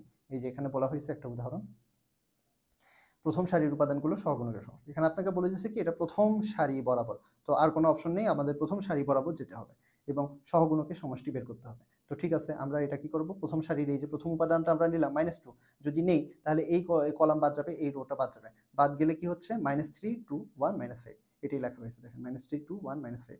এরপরে আমরা কি করব, এইটাকে নিব, এটাকে যখন নিব এই কলাম বাদ যাবে, এই রো বাদ যাবে, কি থাকলো 4 7 আর 1 5। দেখেন 4 7 1 5। এখানে কিন্তু সামনে যোগ চিহ্ন, কেন যোগ চিহ্ন দিয়েছি বলেন তো? বিয়োগ চিহ্ন দেওয়ার কথা, কিন্তু কেন যোগ চিহ্ন দিয়েছি? কারণ এখানে বলছে সহগুণকের সমষ্টি নির্ণয় করতে, এখানে কিন্তু বিস্তৃতি করতে বলে নাই।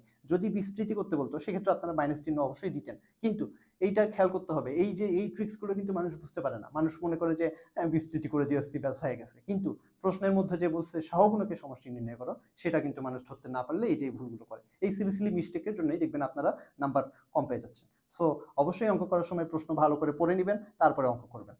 আর তারপরে আপনারা ম্যাথ কমপ্লিট করার পরে অবশ্যই আপনারা পরীক্ষা শেষ হওয়ার অন্তত 10 থেকে 15 মিনিট আগে আপনারা লেখা শেষ করার চেষ্টা করবেন, যেন আপনারা পরবর্তীতে একটা রিভিশন দিতে পারেন। আর সবচেয়ে ভালো হয় যদি আপনারা একটা অঙ্ক করার ঠিক সাথে সাথেই একটা ছোট্ট একটা রিভিশন দিয়ে নিতে পারেন, ছোটখাটো ভুলগুলো সবকিছু তখন ধরা পড়বে।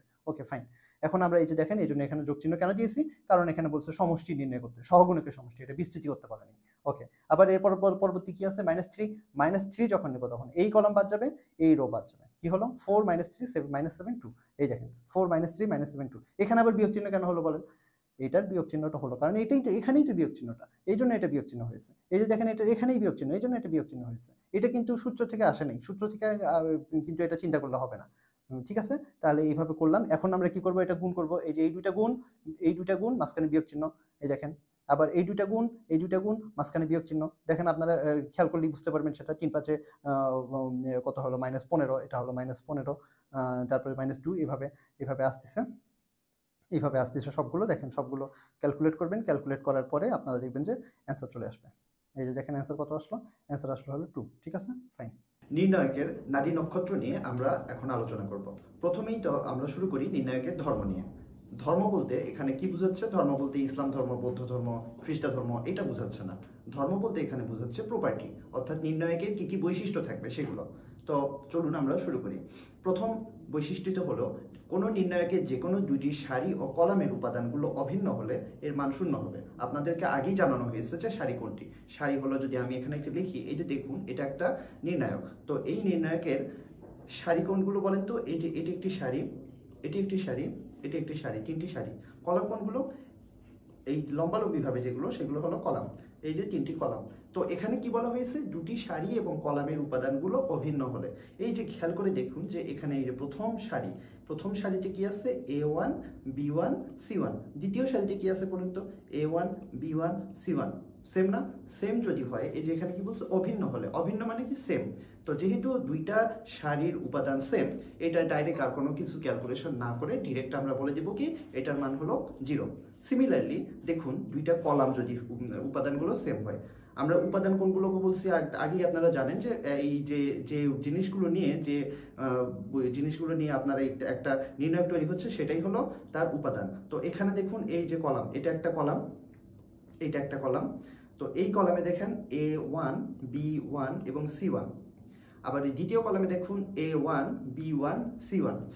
সেম, একদম অভিন্ন। অভিন্ন হলে কোনো কিছু চিন্তা না করে কি লিখবো? মান কত? এটা 0। Okay fine. তো এবার আমরা দ্বিতীয় বৈশিষ্ট্য দেখি। দ্বিতীয় বৈশিষ্ট্যে বলা হয়েছে, কোনো নির্ণায়কের যে কোনো সারি বা কলামের প্রতিটি উপাদান যদি 0 হয়, তাহলে ওই নির্ণায়কের মান 0 হবে। এই যে দেখুন, এটার একটা উদাহরণ যদি আমরা দিই, এই দেখুন এই উদাহরণটাতে কি দেখা যাচ্ছে?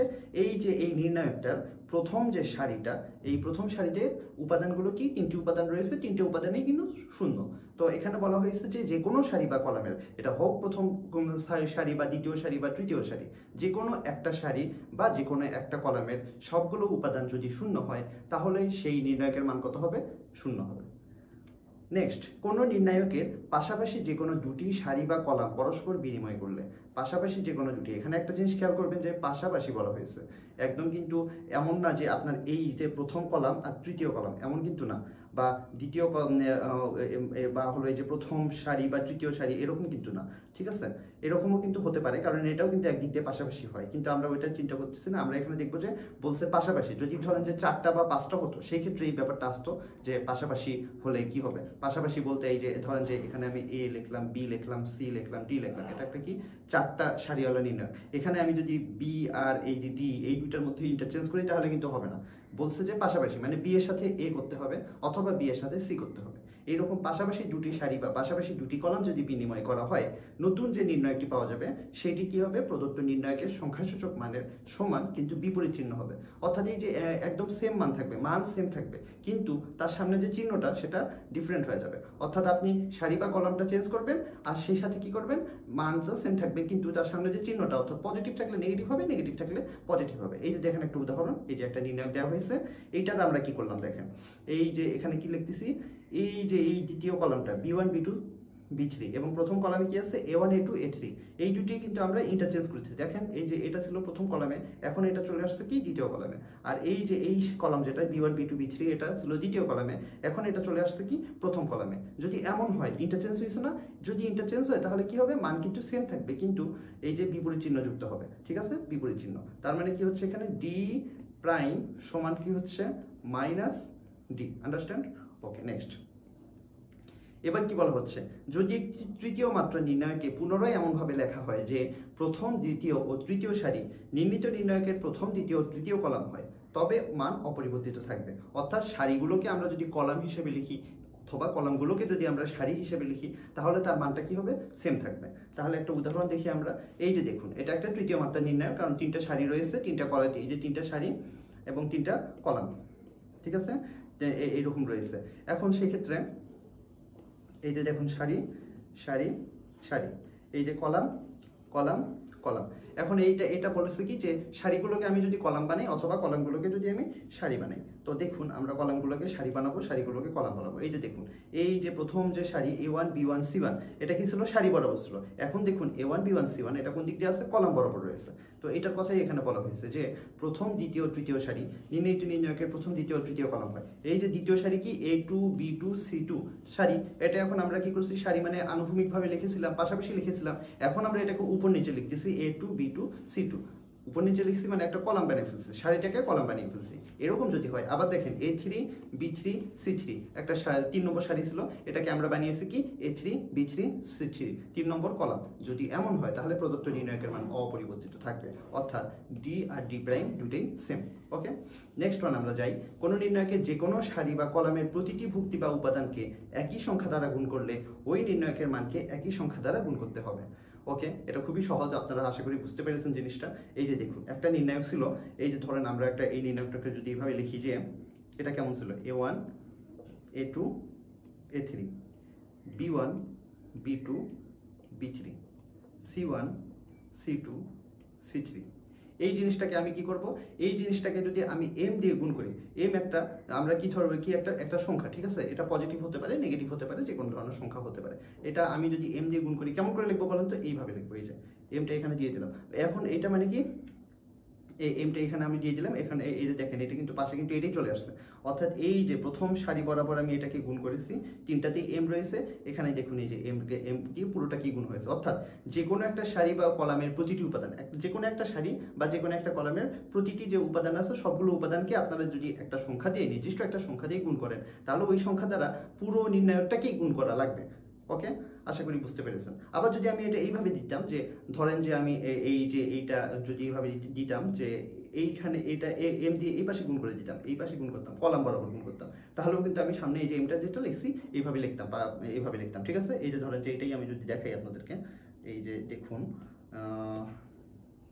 এই যে এখানে দেখুন যে আমি কি করতেছি, আমরা করতেছি হলো এই যে এই ধরলাম যে এটা বাদ দিলাম, এটা বাদ দিলাম, আমরা এই লাইন বরাবর এটাকে গুণ করতেছি, ঠিক আছে। এই যে গুণ করলাম, একটা কলাম বরাবর 3টা উপাদানকে গুণ করলাম। যদি আপনি জাস্ট 2টা উপাদানকে গুণ করেন তাহলে কিন্তু হবে না, তিনটা উপাদান কি, মানে তিনটা উপাদান বলতে এখানে তিন পর্যায়ে নির্ণায়ক, এর জন্য তিনটা উপাদান গুণ করা হয়েছে। যদি 4 পর্যায়ে হতো 4টা দিয়ে গুণ করতেন, 5টা হলে 5টা দিয়ে গুণ করতেন। অর্থাৎ একটা সারি বা একটা কলাম বরাবর প্রত্যেকটা উপাদানকে আপনি যদি একই সংখ্যা দ্বারা গুণ করেন তাহলে কিন্তু এই যে এটা কিন্তু সেম হতো, ঠিক আছে। এখানে যে এই যে এমটা, এখানে এরকম এম লিখতে হবে যে সংখ্যা দ্বারা গুণ করতেছেন। এখন এখানে যদি আপনি এম না লিখে যদি এন লেখেন, এখানেও এন হবে, যেটা দিয়ে গুণ করবেন সেটা সামনে লিখে দিবেন, ঠিক আছে। আর সেটাকে এই যে এইভাবে লেখা যায়, ঠিক আছে। এটাকে সংক্ষেপে এইভাবে আপনারা লিখতে পারেন। ওকে, নেক্সট কি বলছে, কোনো নির্ণায়কের যে কোনো দুইটি সারি বা কলামের অনুরূপ ভুক্তিগুলি পরস্পরের সমানুপাতিক হলে তাহলে নির্ণায়কের মান কি হবে, শূন্য হবে। চলুন একটা উদাহরণ দেখি।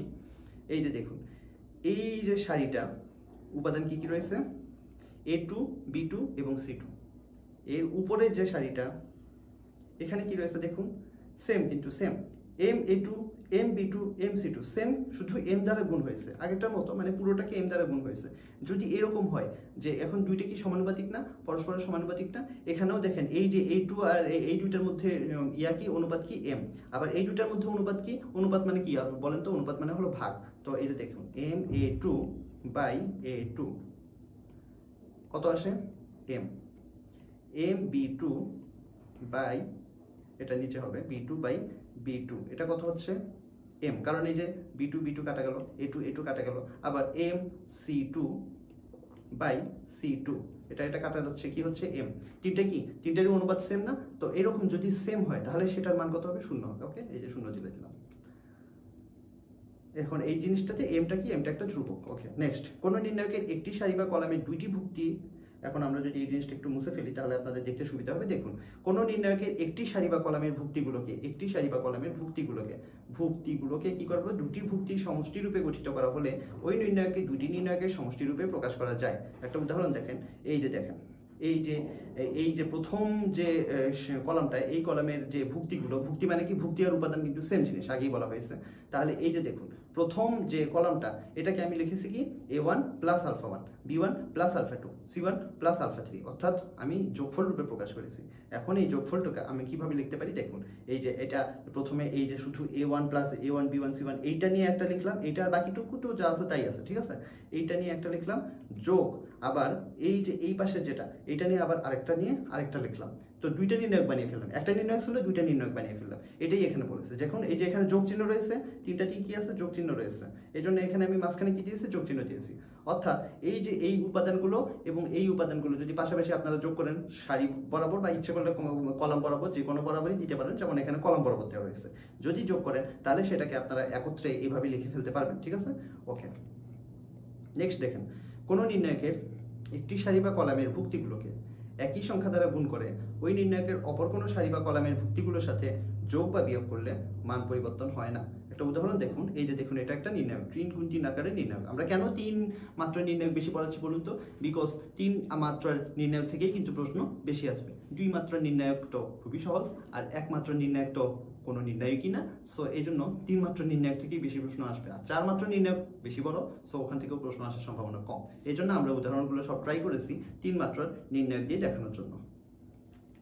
তো দেখুন এখানে কি করলাম আমরা, এখানে আমরা এই তিনটাকেই এই যে পাশে যে B1 B2 B3 আছে, আর এখানে কি আছে MB1 MB2 MB3, এইভাবে আমরা যোগ করছি, ঠিক আছে। তো এইভাবে আমরা যদি যোগ করি MB1 MB2 MB3, এই যে এই পরবর্তী যে উপাদানটা, এটা B1 B2 B3, এটাকে আনছি এবং এটাকে আবার M দ্বারা গুণ করেছি, গুণ করে তারপরে এটার সাথে যোগ করেছি, ঠিক আছে। এটার কথা বাদ দেন, এটা বাদ দিয়ে এটা শুধু এটা খেয়াল করেন, ঠিক আছে। এটা খেয়াল করলাম, দেখেন B1 B2 B3 আছে, সেটাকে প্রথমটার সাথে যোগ করলাম, কিন্তু যোগ করার আগে তার আগে একটা M দিয়ে গুণ করেছি। এখানে সেই কথাটাই বলছে, একটা সংখ্যা দ্বারা গুণ করে, এই যে B1 B2 B3 কে M দ্বারা গুণ করেছি, একটা সংখ্যা M দ্বারা, B1 B2 B3 এই তিনটাকে একটা সংখ্যা M দ্বারা গুণ করেছি। গুণ করার পরে কি করছি, ওই নির্ণায়কের অপর কোনো সারি বা কলাম, এই যে এই কলামটা A1 A2 A3, এই কলামটা, এই কলামের সাথে যোগ করেছি A1 A2 A3। এটা ইচ্ছে করলে যোগও করতে পারি, ইচ্ছে করলে কি করতে পারি, বিয়োগও করতে পারি, এই যে বিয়োগ করলাম, ঠিক আছে। এইটা যদি করি তাহলে নির্ণায়কের মানের কোনো পরিবর্তন হয় না, ঠিক আছে। ওকে, এখন আমরা একটা ইম্পর্টেন্ট জিনিস শিখবো, ভেরি ইম্পর্টেন্ট জিনিস, এটা থেকে কিন্তু পরীক্ষার প্রশ্ন আসবে। তো এখানে আমি এই জন্য 30টা দিয়ে দিলাম। এটা হলো ক্রমারের সাহায্যে একঘাত সমীকরণ নির্ণয়। এখন বলুন তো, একঘাত কি জিনিস, সমীকরণ কি জিনিস? সমীকরণ বলতে কি বোঝায়?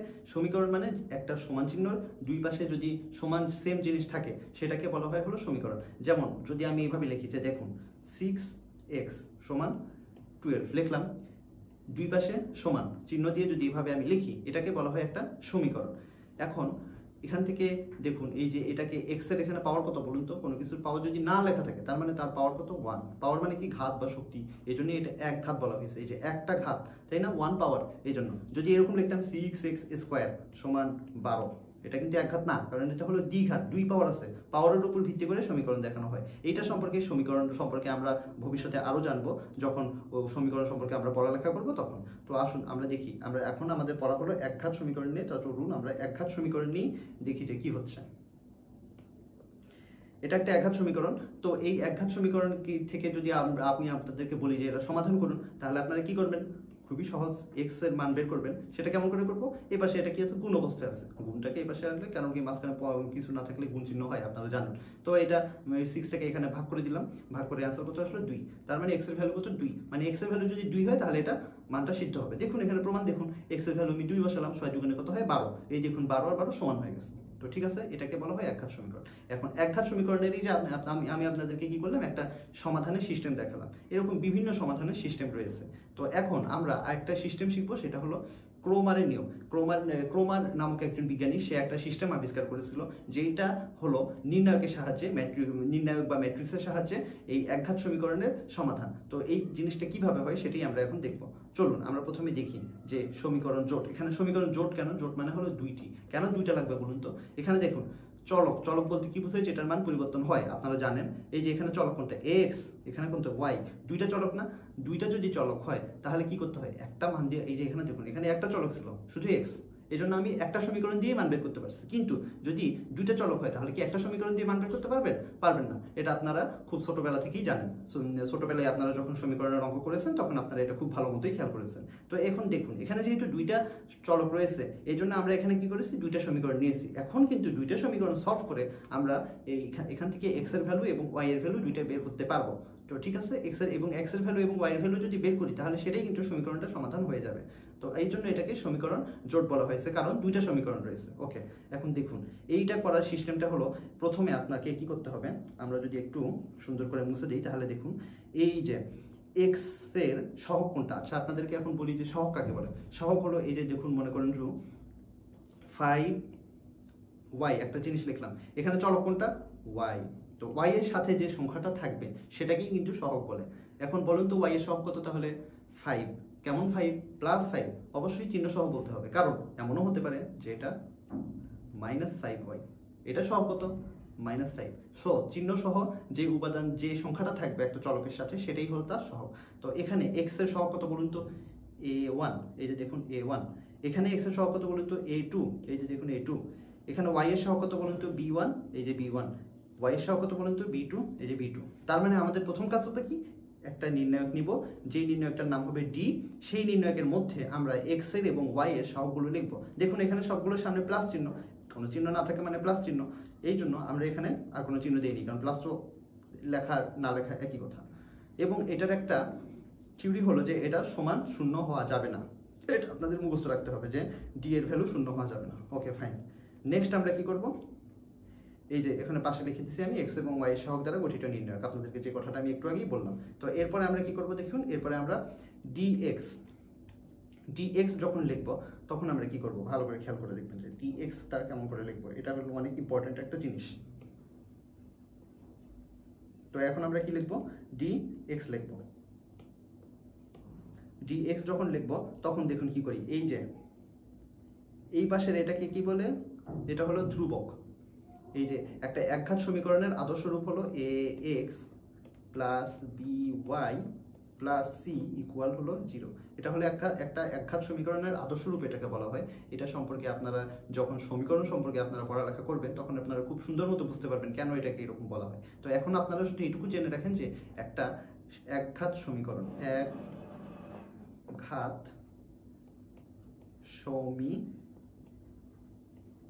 সমীকরণ, সেটাকে এইভাবে প্রকাশ করা হয়। এখন এখানে x এর সহগ কত, a, ওয়াই এর সহগ কত বি, এবং সি হলো একটা ধ্রুবক। তো এই যে এখানে আমি প্রথম যে নির্ণায়কটা লিখেছি তখন আমি কি করছি, এই যে নির্ণায়কের এই পার্টটুকু বাদ দিয়েছি, এই যে এই ধ্রুবক অংশটা বাদ দিয়ে এক্স এবং ওয়াই এর সহগ নিয়ে যেটা করেছি সেটাকে বলেছি ডি নাম দিয়েছি। এখন আমরা কি করব জানেন, এখন আমরা যখন দ্বিতীয়টা লিখবো, যখন ডি এক্স এর নির্ণায়ক লিখবো, তখন আমরা করব হলো, যখন আমরা ডি এক্স এর নির্ণায়কটা লিখবো তখন আমরা এই যে এই এক্স এর পার্টটুকু বাদ দিব, এক্স এর এই অংশটা আমরা বাদ দিলাম, ঠিক আছে, কারণ ডি এক্স এর জন্য এক্স এর পার্ট বাদ। এখন এক্স এর পার্ট বাদ দিলে এখানে দেখেন ওয়াই এর সহগ কত বি1 বি2, এই যে বি1 বি2, আর বাকি থাকলো কোনটা, এই যে ধ্রুবক পদটা পাশে লিখলাম, ধ্রুবক পদটা, এটাকে বলা হয় ডিএক্স। ওকে, এখন আমরা কি লিখবো, ডিওয়াই লিখবো। চলুন ডিওয়াই লিখি। এই যে দেখুন এক্স এর সহগের পরিবর্তে আমরা ধ্রুবক পদ নিয়ে গঠিত। এটা খুব সংক্ষেপে সহজে যদি আপনারা চিন্তা করেন তাহলে দেখেন এই বি1 বি2 কিন্তু দুইটার মধ্যেই আছে। এখানে কোনটা চেঞ্জ হয়েছে, এই যে এখানে এক্স এর সহগ ছিল আগে, এক্স এর সহগ ছিল a1 a2 a2 ছিল, এটা চেঞ্জ হয়ে এখন এখানে ধ্রুবক পদটা চলে আসছে। অর্থাৎ আপনি যখন ডিএক্স লিখবেন তখন আপনি এক্স এর জায়গাটায় ধ্রুবকটা লিখবেন, আর যখন ওয়াই এরটা লিখবেন তখন আপনারা কি করবেন, ওয়াই এর জায়গাটায় ধ্রুবক পদ লিখবেন। ওয়াই এর জায়গায় যদি ধ্রুবক পদ লিখি তখন কি হবে বলুন তো, তখন আমাদের এই যে এই পার্টটা বাদ যাবে, আর থাকবে হলো এটা এবং এটা। এই যে দেখুন সেটাই লেখা হয়েছে, এই যে a1 a2 a1 a2, Y এর পার্টটা বাদ, c1 c2 c1 c2, এটা হলো কি, এটার নাম হলো ডিওয়াই। তাহলে ডি হলো ডিএক্স হলো ডিওয়াই হলো। এখন এই যে পাশে লিখে দেওয়া হচ্ছে ওয়াই এর সহগের পরিবর্তে ধ্রুবক পদ নিয়ে গঠিত। এখন দেখুন, এখন হচ্ছে এখানে আমরা এটা একটা প্রমাণ করিয়ে দেখিয়েছি যে কেমন করে জিনিসটা আসছে, সেটা আমরা প্রমাণ করে আমরা দেখুন সব কিছু কমপ্লিট করার পরে লাস্টে যেটা আসলো সেটা হলো এরকম আসলো, এক্স বাই ডি এক্স সমান ওয়াই বাই ডি ওয়াই সমান হলো 1 বাই ডি। ঠিক আছে, এখান থেকে আপনাদের জাস্ট এইটুকু মনে রাখতে হবে যে এক্স ইকুয়াল হলো ডি এক্স বাই টি আর ওয়াই ইকুয়াল হলো ডি ওয়াই বাই টি। আপনাদের এইটুকু মনে রাখলেই চলবে। আর আপনাদের প্রুফটা আপনারা যদি ইচ্ছা হয় আপনারা দেখতে পারেন, আর যদি না ইচ্ছা হয় এটা স্কিপ করে যেতে পারেন। আপনারা জাস্ট এইটুকু মনে রাখবেন যে এক্স ইকুয়াল হলো ডি এক্স বাই ডি এবং ওয়াই ইকুয়াল হলো ডি ওয়াই বাই ওয়াই। ঠিক আছে, dy বাই ডি। ঠিক আছে, ওকে। তো চলুন আমরা এখন একটা উদাহরণ দেখি। আচ্ছা, উদাহরণ দেখার আগে এই যে ওই ইকুয়েশনটা মনে রাখার একটা সহজ টেকনিক কি, x equal dx by dx, মানে উপরে কি হবে, উপরে হলো d, আর ওই যে এই x যেটা থাকবে এখানে, যেটা থাকবে সেটা এখানে থাকবে, এই যে এখানে যেটা সেটা এখানে থাকবে, আর নিচে কি থাকবে, d থাকবে। ওকে, তাহলে চলুন শুরু করি। এখানে একটা বলেছে ক্রেমারের নিয়মের সাহায্যে সমাধান করো। এই যে 4x প্লাস 3y সমান 2, 8x প্লাস 9y সমান হলো 6, দুইটা সমীকরণ দেওয়া হয়েছে। এটাকে আমরা এখন কি করব, সলভ করব। তা চলুন সলভ করি। এখানে দুইটা সমীকরণ কেন, কারণ এখানে চলক কয়টা, দুইটা, x এবং y দুইটা চলক। ওকে, তাহলে দেখুন প্রথমে আমরা কি করব, প্রথমে খুব সিম্পল যে আমরা এই যে ধ্রুবক পার্টটুকু বাদ দিব এবং এই যে x এর সহগ এবং y এর সহগ নিয়ে যে ম্যাট্রিক্স যে নির্ণয়টা তৈরি হয় সেটা আমরা লিখে ফেলবো। 4839 4839 লিখলাম। এরপরে আমরা কি করব, dx লিখবো। dx লেখার সময় কি করব, এই পার্টটুকু বাদ দিব। তখন তাহলে কি কি থাকবে বলেন তো, এই যে 3 থাকবে, 9 থাকবে, 2 থাকবে, 6 থাকবে, তাই না? এই যে দেখেন যখন আমরা dx লিখবো তখন কি হচ্ছে, তখন আমরা এই যে দেখেন এই যে এই পাশের আমরা এক্স এর পার্টটুকু বাদ দিচ্ছি। এক্স এর পার্টটা বাদ দিলে এখানে কি থাকতেছে, 3 এবং 9 থাকতেছে, 3 এবং 9 থাকতেছে, আর এদিকে 2 এবং 6 থাকতেছে, 2 এবং 6 থাকতেছে। ওকে ফাইন, তাহলে এখন আমরা এটা লিখলাম। লিখে এই যে ক্যালকুলেশন করলাম, ক্যালকুলেশন কি দেখানোর দরকার আছে, নিশ্চয়ই আপনারা জানেন যে 4 9 কত 36 মাইনাস 3 আসছে কত 24, এখানে কত 9 দুগুণে 18 বিয়োগ 318, তাহলে কত হলো 0।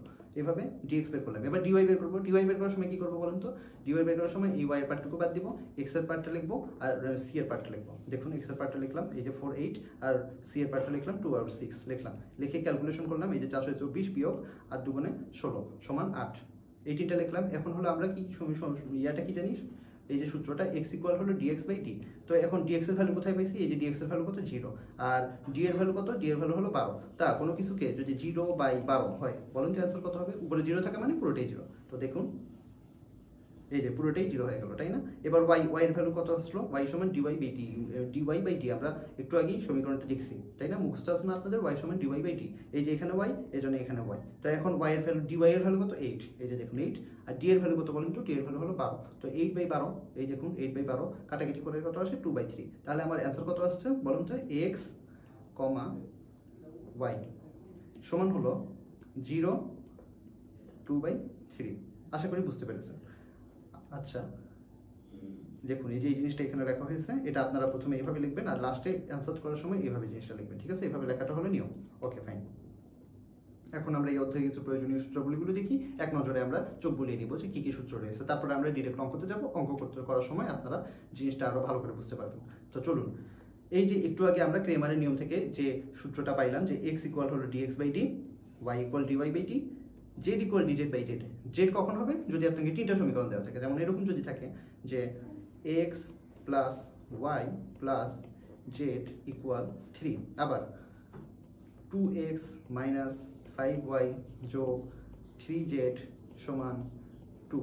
আবার যদি মনে করেন যে 5x যোগ 2y বিয়োগ z সমান 3, তিনটা লিখলাম, তিনটা সমীকরণ লিখলাম। কেন তিনটা সমীকরণ লাগবে? কারণ এখানে তিনটা চলক রয়েছে x, y এবং z। তো এরকম যদি থাকে তখন সেই ক্ষেত্রে এই যে z এর পার্টটুকু ইনক্লুড হবে। আর যদি আপনার মানে দুইটা সমীকরণ থাকে এবং দুইটা চলক থাকে, সেক্ষেত্রে আপনার কি লাগবে? সেক্ষেত্রে আপনার এই x এবং y টা দিলেই হবে। ওকে, ফাইন।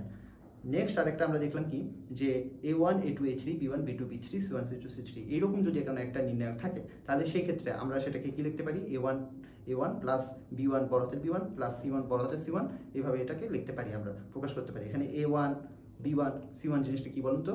a1 হলো এই a1 এর সহগুণক, b1 হলো এই b1 এর সহগুণক এবং c1 হলো এই c1 এর সহগুণক। ওকে, এই যে দেখুন লেখা আছে এখানে a1 b1 c1 হলো a1 b1 c1 এর সহগুণক। সহগুণক সবসময় বড় হাতের অক্ষর দিয়ে প্রকাশ করতে হয়, এই জন্য আমরা এখানে বড় হাতের অক্ষর দিয়ে প্রকাশ করেছি। এখন আমরা নির্ণায়কের উপরে কিছু অঙ্ক দেখব।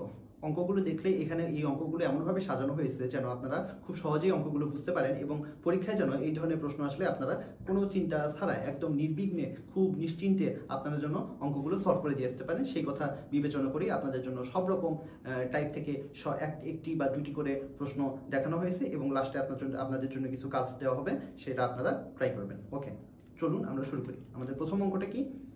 এটা হলো আমাদের প্রথম অঙ্ক 0 0 1 1 1 c a plus b b plus c c square, এটার মান বের করতে বলছে।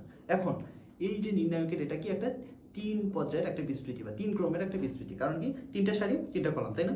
এখন কথা হলো যে এটা তো আমি ইচ্ছা করলে প্রথম সারি বরাবর বিস্তৃতি করতে পারি, প্রথম কলাম বরাবর করতে পারি, দ্বিতীয় সারি বরাবর করতে পারি, দ্বিতীয় কলাম বরাবর করতে পারি, যে দিক দিয়ে ইচ্ছা আপনি করতে পারেন। কিন্তু যে কোনো একদিক দিয়ে কি করবো না, একটু চিন্তা ভাবনা থাকতে হবে। যদি আপনি যারা হলো বোকা ছেলে, তারা কি করবে জানেন বলেন তো? তারা করবে হলো যে মনে করবে যে আচ্ছা আমি এই দিক দিয়ে বিস্তৃতি করি, কিন্তু একটা জিনিস মাথায় খুব ভালো করে চিন্তা করে দেখুন যে আপনি যদি এই দিক দিয়ে যদি অঙ্কটা করুন, এই যে দেখেন এখানে একটা জিরো আছে, দুইটা জিরো আছে, দুইটাই জিরো আছে। আর আপনি কি জানেন, জিরোর মধ্যে যদি ধরেন আমি এই জিরোটা লিখলাম, তখন কি থাকবে? এই যে এইটা আর এটা বাদ পড়বে, এইটুকু থাকবে। তো কি থাকবে? 1 b plus c c c square. এখন এটা আপনি গুণ করে যাই হোক না কেন, লাস্টে কি আছে? একটা জিরো আছে না? জিরোর সাথে গুণ হচ্ছে না? জিরোর সাথে গুণ হলে কি হবে? জিরো হবে। তো এটা আপনার ক্যালকুলেশন করার দরকার আছে? না, দরকার নেই। এটা ছাড়াই আপনি লিখতে পারবেন। আবার এখানেও জিরো আছে, কি মজা! তাহলে এটাও লাগবে না, ডাইরেক্ট শুধু এই 1 দিয়ে 1 এর এই পার্টটুকু লিখে আপনারা ক্যালকুলেশন করে ফেলতে পারবেন। তো আমরা এই জন্য কি করবো, সবসময় চেষ্টা করবো যে লাইনে শূন্য রয়েছে সেই লাইন বরাবর কাজ করতে। তো এখানে যেহেতু প্রথম সারিতে আমরা দেখতেছি দুইটা শূন্য, এই জন্য আমরা প্রথম সারি বরাবর কাজ করব।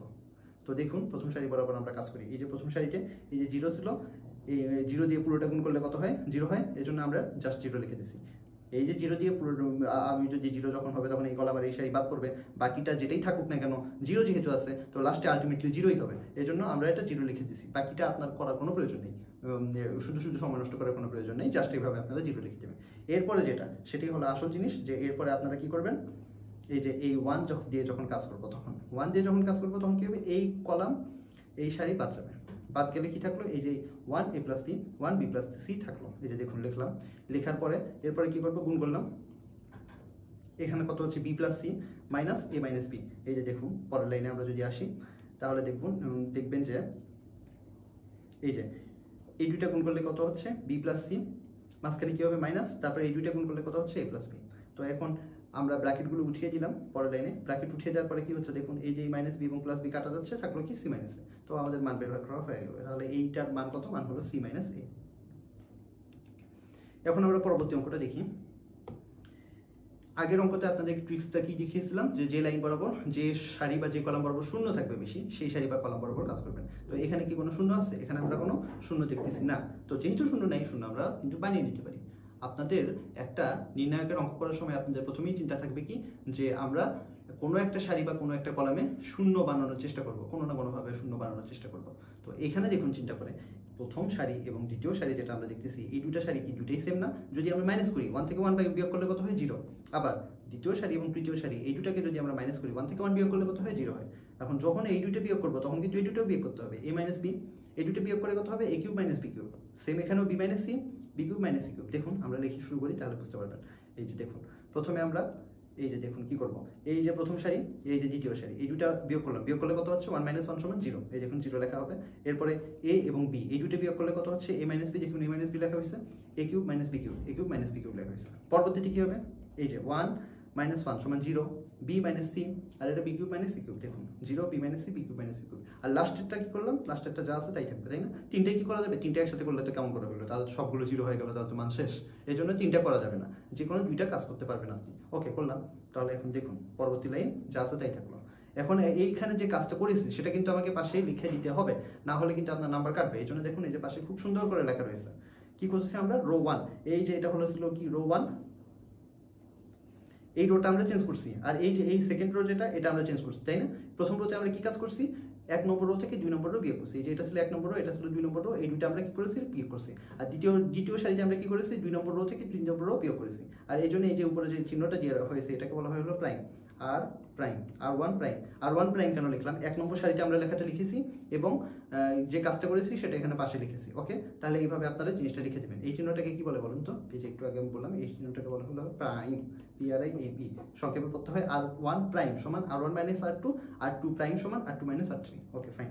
এখন আমরা কি করব দেখুন, এই যে এখন এই সারি বরাবর এই কলাম বরাবর আমরা বিস্তৃতি করব। দেখুন এই কলাম বরাবর আমরা কেন বিস্তৃতি করব বলুন তো, এই কলাম বরাবর বিস্তৃতি করব কারণ এই কলামে দুইটা শূন্য রয়েছে। তো এই জন্য আগের অঙ্কটার মতো হয়ে গেছে জিনিসটা, যে আমরা যদি এই কলাম বরাবর বিস্তৃতি করি তাহলে এটা খুব সহজে কাজটা আমরা শেষ করে ফেলতে পারবো, বিকজ এই দুইটা কি হচ্ছে 0, এই দেখুন 0। আর এবার এটাকে নিয়ে কাজ করব, এটা যখন লিখবো তখন এই পার্টটা বাদ যাবে, এই পার্টটাও বাদ যাবে, তাহলে থাকলো কি এই যে এই জায়গাটুকু থাকলো। তো এই জায়গাটুকু এখন আমরা লিখলাম, দেখুন ঠিক আছে, লেখা হয়েছে, এই যে দেখুন এটা এখানে লেখা হয়েছে। ওকে, ফাইন।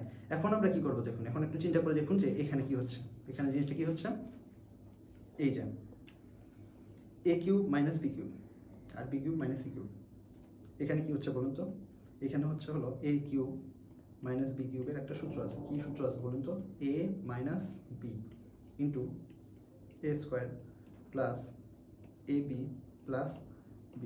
সূত্রটা আপনাদের কি মনে রয়েছে? আপনাদের যদি মনে না থেকে থাকে তাহলে সেক্ষেত্রে আপনারা একটু স্টাডি করে নেবেন। এটা কিন্তু এসএসসি বই আপনারা পাবেন, বা একদম আপনারা খুব ছোটো ক্লাসে, আপনারা ক্লাস 8-এও আপনারা এই জিনিসটা শিখে এসেছেন। সো একটু ভালো করে এই জিনিসটা আপনারা খেয়াল করে রাখবেন, কারণ এটা কিন্তু অবশ্যই জানতে হবে। এই যে সূত্রগুলো যেগুলো আছে এগুলো কিন্তু খুবই ইম্পর্টেন্ট। এখন a³ - b³ সমান যদি a - b into a² plus ab plus b² হয়, তাহলে b³ - c³ সমান কি হবে বলুন তো, b - c into b² plus bc plus c²।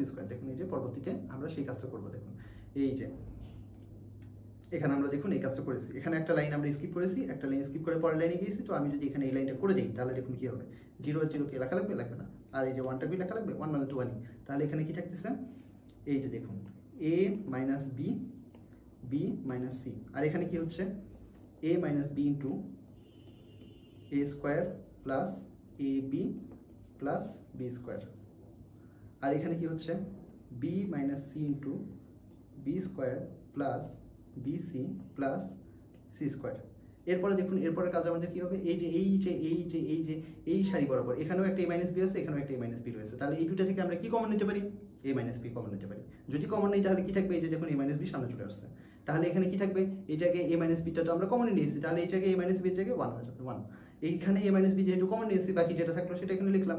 আবার নেক্সট আমরা পরবর্তী এই সিরিজ থেকে এই বরাবর এখান থেকে আমরা b - c কমন নিলাম, তাহলে এখানে যেহেতু b - c কমন নিয়েছি, এখানে কি থাকলো, বাদ পরে শুধু 1 থাকলো, দেখুন 1। আর এখানে কি থাকলো, b - c বাদ পরে এইটা থাকলো। তো এটা লেখা হলো। এরপর আমরা কি করবো বলুন তো, এটা গুণ করবো, এই যে গুণ বিয়োগ এটা গুণ। দেখুন পরবর্তীটা এই যে আগে a - b b - c আগেই ছিল, তার সাথে আমরা এটা গুণ করেছি, গুণ করে এরকম হয়েছে। দেখুন যোগ বিয়োগ করে তারপরে আমরা এরকম করেছি। এখন দেখুন এখানে b² আর এই যে b² - b² কাটাকাটি গেল, বাকিটা যেটা থাকলো সেটা এখানে আমরা লিখবো। ঠিক আছে, লিখলাম। লেখার পরে দেখুন কি আসে, লেখার পরে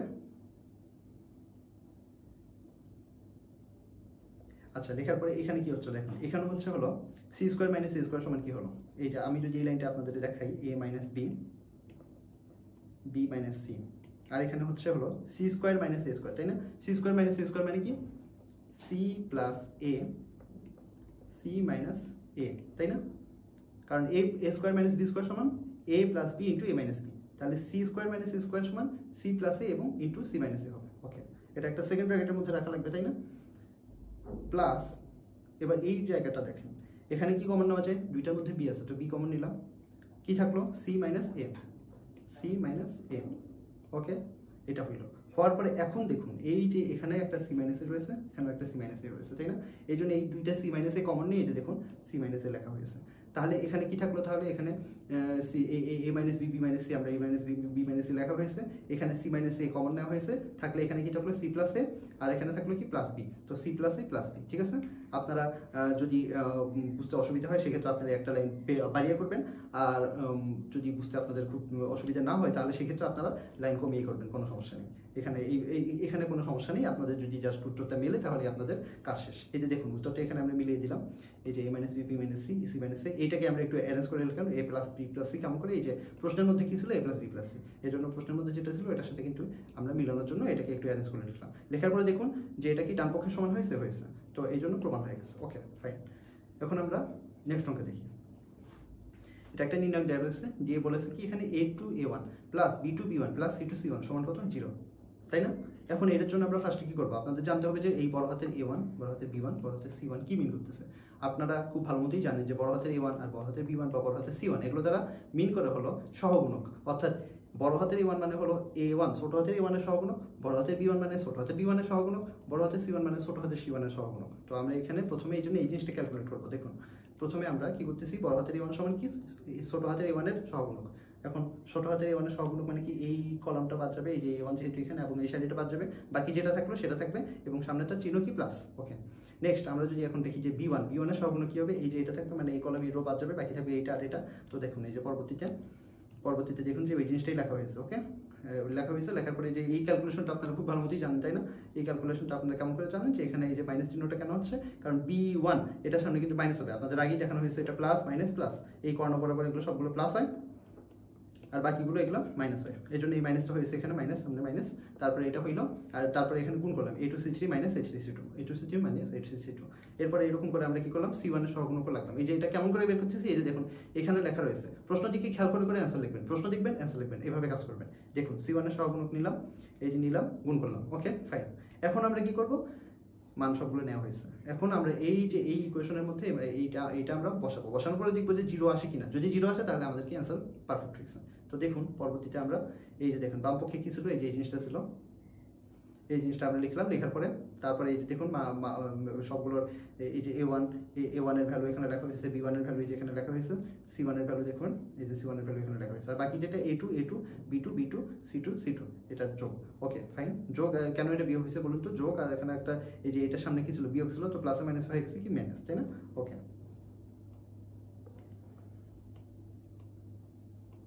তো এখানে প্লাস মাইনাসে মাইনাস হয়ে গেছে। Okay fine. এখন তাহলে আমরা পরবর্তীতে এই যে কাজটা করলাম, A two B two C three minus A two B three C two, A two B three C two, এটা কি হয়েছে মাইনাস হয়ে গেছে। এই যে এখানে যদিও প্লাস ছিল কিন্তু আমরা দেখেছিলাম কি সহগুণকের ক্ষেত্রে মাইনাস হয়, কারণ এটা হলো এই যে দ্বিতীয় এই যে এই জায়গায় বড় হাতের বিওয়ান মানে হলো এই যে এই বিওয়ানের সহগুণক, এই বিওয়ানের সহগুণক কি হয় এখানে মাইনাস চিহ্ন হবে এটা, তাই না? এই জন্য এই মাইনাস চিহ্নটা রয়েছে, প্লাস মাইনাস মাইনাস হয়ে গেছে। ওকে তো এখন গুণ করেছি, যখন গুণ করা হলো এই যে A two B three C three minus মাইনাসে মাইনাসে কি হলো প্লাস, তারপরে A three B three C two, এরপরে কি হচ্ছে plus A two B three C two, দেখুন A two B three C two plus মাইনাসে minus A three B two C two, দেখুন minus A three B two C two. Okay fine. এখন হচ্ছে দেখুন এখানে কিন্তু কাটাকাটি মানে করা যায়, এই যে A two B two C three plus, আবার দেখুন যে A two B two C three কোথায় আছে, এই যে এখানে আছে মাইনাস, কাটাকাটি A two B three C two minus, তাহলে প্লাস কোথায় আছে A two B three C two, এই যে প্লাস, আবার A three B two C two, এই যে এখানে প্লাস, তাহলে এই যে A three B two C two এখানে মাইনাস। তো সবগুলো কাটাকাটি করলে কি থাকলো 0, তো 0 লিখলাম। 0 মানে কি, যে দেখুন ডান পক্ষে 0 আছে, তো যেহেতু ডান পক্ষে 0 আছে আমাদের কি হলো মানটা প্রমাণ হয়ে গেল, তো শেষ, মান প্রমাণ হয়ে গেছে। এখন আপনাদেরকে কিছু টাস্ক দেওয়া হয়েছে, যে দেখুন এটা একটা টাস্ক, আপনাদেরকে প্রমাণ করতে বলা হয়েছে যে এটা সমান এটা, তো এটা আপনারা বাসায় ট্রাই করবেন নিজেরা, অনেকগুলো অঙ্ক তো আমি দেখালাম। এখন শুধুমাত্র যে আপনি অঙ্ক দেখলেই যে পারবেন তা না, আপনাকে বাসায় নিজে থেকে প্র্যাকটিস করতে হবে। নিজে থেকে প্র্যাকটিস যদি আপনি না করেন, আপনি যদি মনে করেন যে আমি পরীক্ষার আগের দিন জাস্ট সলিউশনটা একটু দেখে নিব, দেখে নিয়ে আমি সেটা দিয়ে খুব ভালো অ্যান্সার করবো, তাহলে কিন্তু আপনি দেখবেন পরীক্ষার হলে যে আপনি জানা জিনিসটাও ভুল করে আসতেছেন। এটা কিন্তু হয়, এটা সবারই হয়। এই জন্য আপনাকে কি করতে হবে, অঙ্ক হলো প্র্যাকটিসের জিনিস, অঙ্ক যত বেশি প্র্যাকটিস করবেন তত আপনি বেশি ভালো করতে পারবেন। তো এই জন্য অবশ্যই আপনাদের অঙ্ক বেশি বেশি করে প্র্যাকটিস করতে হবে। বইয়ে দেখবেন আপনার ইম্পর্টেন্ট কিছু অঙ্ক থাকে, তারপর আমি স্লাইডে কিছু অঙ্ক করে দেখালাম, এই যে ইম্পর্টেন্ট, তারপরে কোনটা কোন সালে আসছে, এই প্রশ্নগুলো আপনারা কি করবেন, বাসায় বেশি বেশি করে সলভ করবেন। সলভ করলে আপনাদের একটা আইডিয়া চলে আসবে, আইডিয়া চলে আসলে আপনি যদি জিনিসটা, মূল জিনিসটা যদি আপনি ধরতে পারেন, তাহলে দেখবেন যে আপনার আর কোনো অঙ্কে সমস্যা হবে না। তো এখানে একটা প্রমাণ দেওয়া হয়েছে, এটা আপনারা বাসায় ট্রাই করবেন, ট্রাই করে আমাদেরকে রিপোর্ট জমা দিবেন, বাড়ির কাজ সেকশনে রিপোর্ট জমা দিবেন। এরপর দেখুন নির্ণায়কের সাহায্যে এখানে আরেকটা সমাধান দেওয়া রয়েছে। এটা কিন্তু কিসের নিয়ম বলুন তো? ক্রেমারের নিয়ম। ক্রেমারের নিয়ম আপনাদের মনে আছে, এক্স ইকুয়াল এই যে ডিএক্স বাই ডি, এভাবে যে যেটা করতে হয়, ঠিক আছে, এভাবে। তারপর ওয়াই ইকুয়াল হলো ডি বাই বি ডি, এভাবে আপনারা এই অঙ্কগুলো সলভ করবেন। ওকে, তাহলে এখন নেক্সট আমরা এই যে একটা খুবই ইম্পর্টেন্ট অঙ্ক, ঠিক আছে, এখানে কিন্তু এই যে ডাব্লিউ যেগুলো, এগুলো কিন্তু এই ডাব্লিউগুলোকে কি বলে জানেন? এগুলো কিন্তু ডাব্লিউ না, এগুলোকে বলা হয় হলো ওমেগা। যেরকম ইংলিশে একটা অ্যালফাবেট আছে বা বর্ণমালা রয়েছে, সেরকম ল্যাটিনেরও একটা বর্ণমালা বা অ্যালফাবেট রয়েছে। তো সেই ল্যাটিনের সর্বশেষ, ল্যাটিন বর্ণমালার সর্বশেষ অক্ষরটা হলো এই ওমেগা, ঠিক আছে। এই যে এই টার্মগুলো আপনারা মনে রাখতে পারেন, এগুলো আপনাদের ফিজিক্সের ক্ষেত্রে কাজে লাগবে, বা বিভিন্ন সায়েন্সের টার্মগুলোতে কিন্তু এই জিনিসগুলো ইউজ হয়। তো এখানে ওমেগা দ্বারা কি বোঝাচ্ছে বলুন তো? ওমেগা দ্বারা বোঝাচ্ছে হলো এককের ঘনমূল, মানে এক এর ঘনমূল। ঘনমূল কি বলে? আপনারা কি বর্গমূল কোথাতে জানেন? বর্গমূল মানে কি? স্কোয়ার রুট, মানে এই যে এরকম √4 কত হয় বলুন তো? 2, শুধু 2 না, প্লাস মাইনাস 2। তো এরকম এরকম ঘনমূল হলে কি হবে? এই যে দেখুন বর্গমূল, বর্গমূল মানে কি? এই যে বর্গমূল, বর্গমূল যেহেতু বর্গ মানে 2, এই জন্য এখানে কি আছে? দুইটা অ্যান্সার আসছে। দেখুন একটা +2, একটা -2, একটা হলো +2 আর একটা হলো -2, দুইটা। এবং যখন আমরা ঘনমূল করব এক, আপনারা চিন্তা করতে পারেন ঘনমূল মানে কি, যে এটাকে ঘনমূল বলে, মানে এটা হলো বর্গমূল, কারণ এখানে সামনে একটা 2 রয়েছে, এর জন্য একটা বর্গমূল বলে, এবং যদি সামনে 3 থাকে তাহলে সেটাকে ঘনমূল বলে। তো আপনারা চিন্তা করতে পারেন এককের আবার ঘনমূল কি হবে? একটাই তো হবে, শুধু এক। কিন্তু আসলে জিনিসটা তা না, এককের ঘনমূল 3টা। এই যে এখানে দেখুন বর্গমূল হলে 2টা হবে, ঘনমূল হলে 3টা হবে, এটা হলো নিয়ম। এটা সম্পর্কে আপনারা কখন জানবেন? জটিল সংখ্যা নিয়ে আমাদের একটা বিশাল বড় চ্যাপ্টার রয়েছে, সেই চ্যাপ্টারটা আপনারা যখন পড়বেন, আমাদের সামনেই আসতেছে, আশা করি আপনারা সেই ভিডিও দেখবেন। আমি আপনাদেরকে সেই আমন্ত্রণ জানিয়ে এই অঙ্কটা দেখাচ্ছি, যে এখন আপনারা শুধু এইটুকু মনে রাখুন যে এককের এই ওমেগাটাকে বলা হয় হলো এককের ঘনমূল। আর ঘনমূল মানে তার 3টা অ্যান্সার থাকবে। তো 3টা অ্যান্সার হলো, একটা হলো 1, একটা হলো ওমেগা, আর একটা হলো ওমেগা স্কোয়ার। কেন আসতেছে, কিভাবে আসতেছে, সেটা আপনারা পরে খুব সুন্দর মতো জানতে পারবেন যখন আমরা এই চ্যাপ্টারটা ধরবো। ওকে, ফাইন। আর আরেকটা জিনিস আপনাদের এখানে খেয়াল করতে হবে, সেটা হলো এককের যে 3টা ঘনমূল 1, ওমেগা আর ওমেগা স্কোয়ার, এই 3টার যোগফল সবসময় কত হয়? 0 হয়, ঠিক আছে। এইটুকু মনে রাখবেন, এইটুকু এই অঙ্কের জন্য আমাদের লাগবে। তো এখন দেখুন আমরা কাজ শুরু করি। তো এখানে আমরা কি করবো জানেন? এই যে দেখুন আপনাদেরকে একটু আগে আমি শিখাইলাম 1 + ওমেগা স্কোয়ার সমান 0। আমাদেরকে যে কোনো মূল্যে 1 + ওমেগা স্কোয়ার যদি আমরা বানাতে পারি, তাহলে আমরা কি করতে পারি? ওখানে 0 বসাইতে পারি। আর যদি 0 বসাতে পারি, তাহলে আমাদের পক্ষে কিন্তু অঙ্কটা খুব সহজ হয়ে যাবে। তো আমরা সেটা কিভাবে করতে পারবো? একটু চিন্তা করেন, চিন্তা করে দেখুন কি করা যায়। বলুন তো কি করা যায়?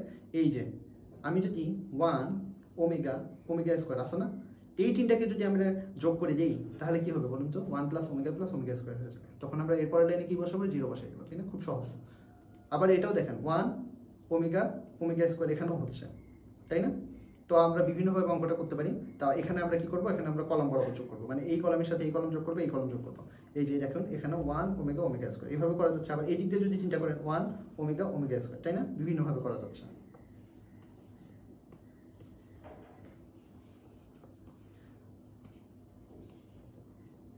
তো আমরা এখানে এই দিক দিয়ে চিন্তা করতেছি, এই যে 1, এটা হলো ওমেগা, এটা হলো ওমেগা স্কোয়ার। আমরা এখানে পাশাপাশি যোগ করতেছি, মানে কলাম ওয়াইজ যোগ করতেছি। দেখুন এই যে 3টা যোগ করলাম, 1 + ওমেগা স্কোয়ার, ওমেগা স্কোয়ার, এখানে কি 1 ওমেগা স্কোয়ার যোগ, এরপরে 1 ওমেগা স্কোয়ার যোগ, এই দেখুন 3টা লেখা হয়েছে।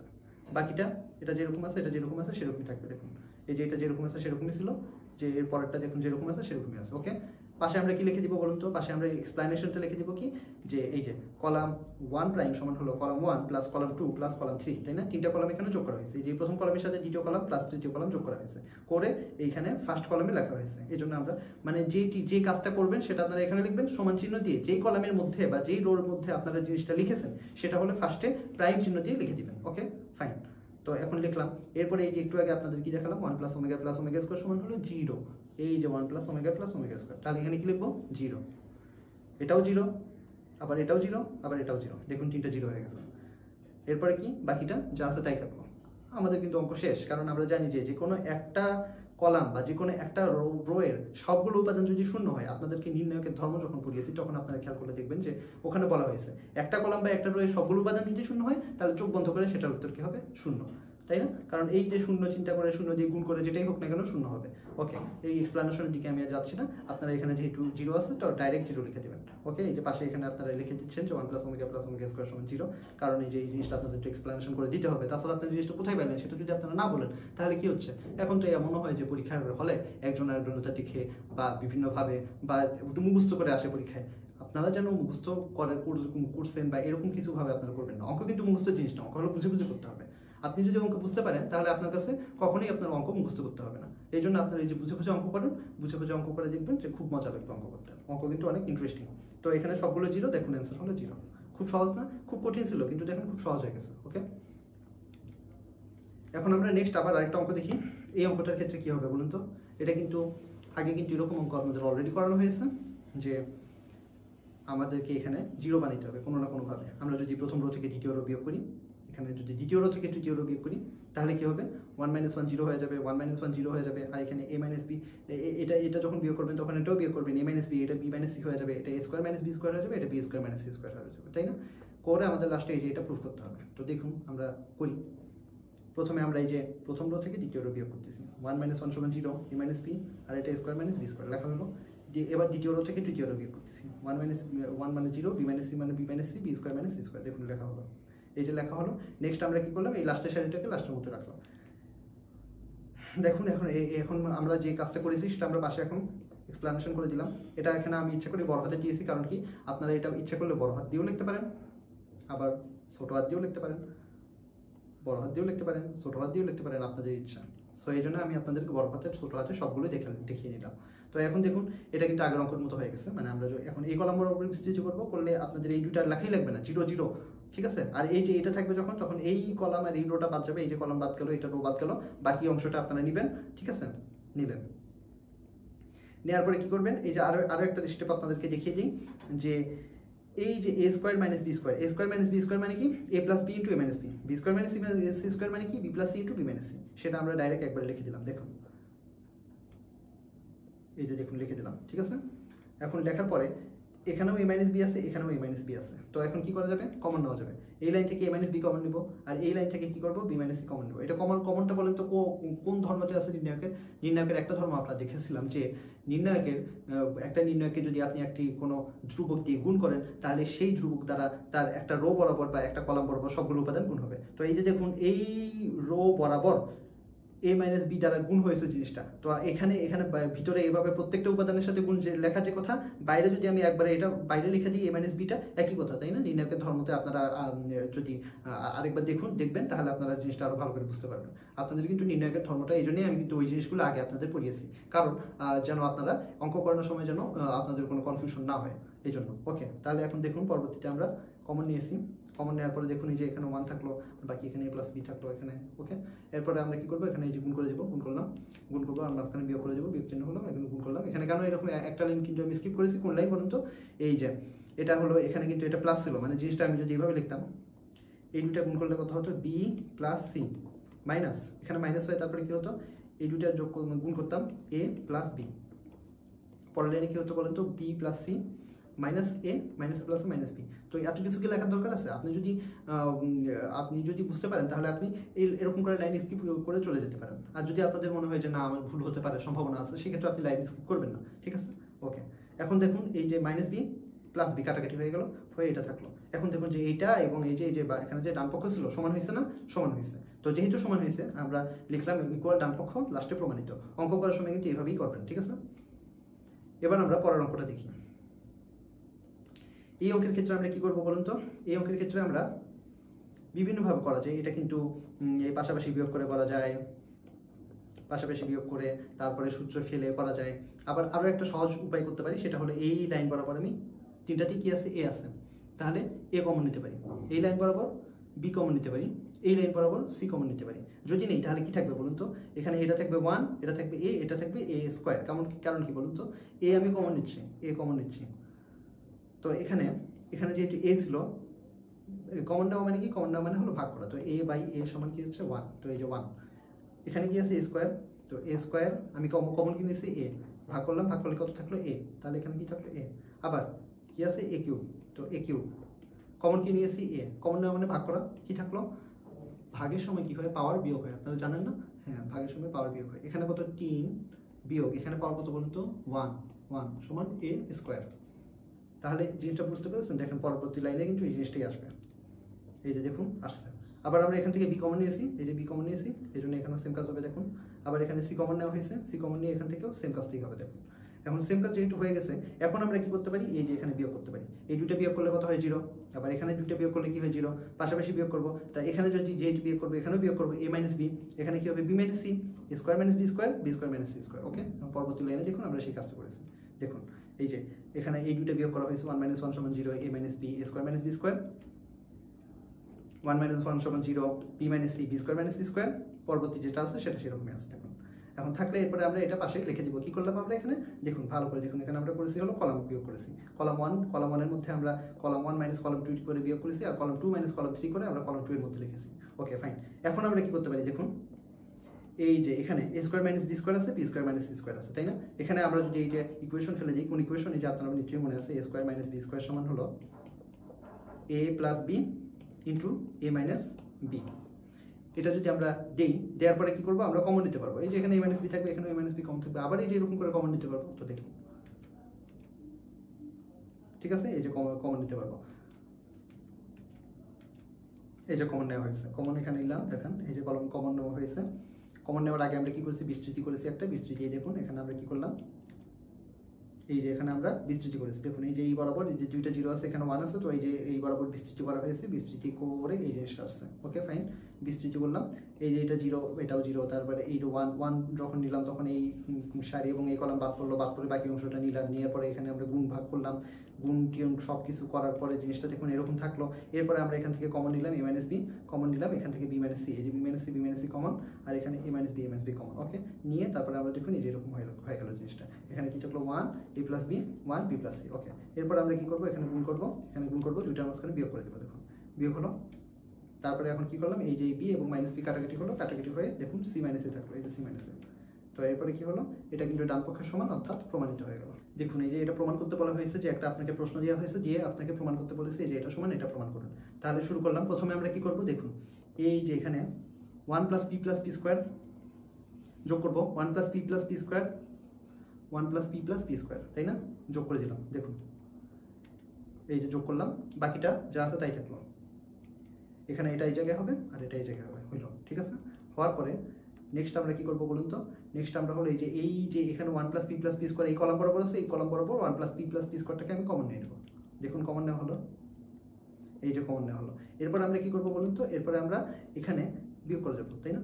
এই যে 1 মাইনাস 1 0, এই যে দেখুন 1 minus 1 0, P minus 1 P square minus P, তাই না? এখানে কি 1 মাইনাস 1 সমান 0, 1 minus P square P minus 1, দেখুন এই যে দেখছেন। তারপর লাস্টের লাইন কি হবে, যা আছে তাই থাকবে, তাই থাকলো। ওকে, এরপর আমরা কি করবো দেখুন তো, এরপর আমরা পরবর্তীতে দেখি কি করি। পরবর্তীতে আমরা এই যে এখানে কি করেছি সেই জিনিসটা আমরা বলে দিলাম। r1 প্রাইম সমান, এই যে এখানে যেহেতু আমরা প্রথম রো থেকে দ্বিতীয় রো মাইনাস করেছি, এই জন্য এটা আমরা বলে দিচ্ছি r1 মাইনাস r2, আর দ্বিতীয় রো r2 মাইনাস প্রাইমের ক্ষেত্রে আমরা কি করেছি, r2 জায়গায় আমরা r2 মাইনাস r3 করেছি, সেটা এখানে লিখে দিলাম। লিখে দেওয়ার পরে আমরা কি করবো এখন আমরা দেখুন এরপরে আমরা কি করি। এখানে আমরা এই যে এখানে বিস্তৃতি করেছি, তাই না? আগের স্লাইডটা আরেকবার আপনাদের দেখাই। দেখুন এখানে আমরা কি করলাম, এই বরাবর আমরা বিস্তৃতি করেছি, দুইটা 0 আছে, এই জন্য আমরা এই বরাবর একটু বিস্তৃতি করবো, এই কলাম বরাবর। তো কলাম বরাবর বিস্তৃতি করলে যখন আমরা 1 লিখবো, তখন এই পার্টটা থাকবে, এই পার্টটা বাদ যাবে, এই পার্টটা বাদ যাওয়ার পরে এই যে বাকি যে অংশটা, এটা নিয়ে একটা দ্বিতীয় আকারের ম্যাট্রিক্স হবে। দেখুন সেই কাজটা এখানে করা হয়েছে, দেখুন এই কাজটা করা হলো। করার পরে এখন আমরা কি করবো বলুন তো, এই যে দেখুন 1 মাইনাস পি স্কোয়ার সমান কি 1 plus P into 1 minus P লেখা যায়, তাই না? এই যে এ স্কোয়ার মাইনাস বি স্কোয়ারের সূত্র করছে, মানে হলো কি এ প্লাস বি ইন্টু এ মাইনাস বি। আর 1 মাইনাস পি স্কোয়ার সমান তাহলে কি হবে, 1 প্লাস পি 1 মাইনাস পি।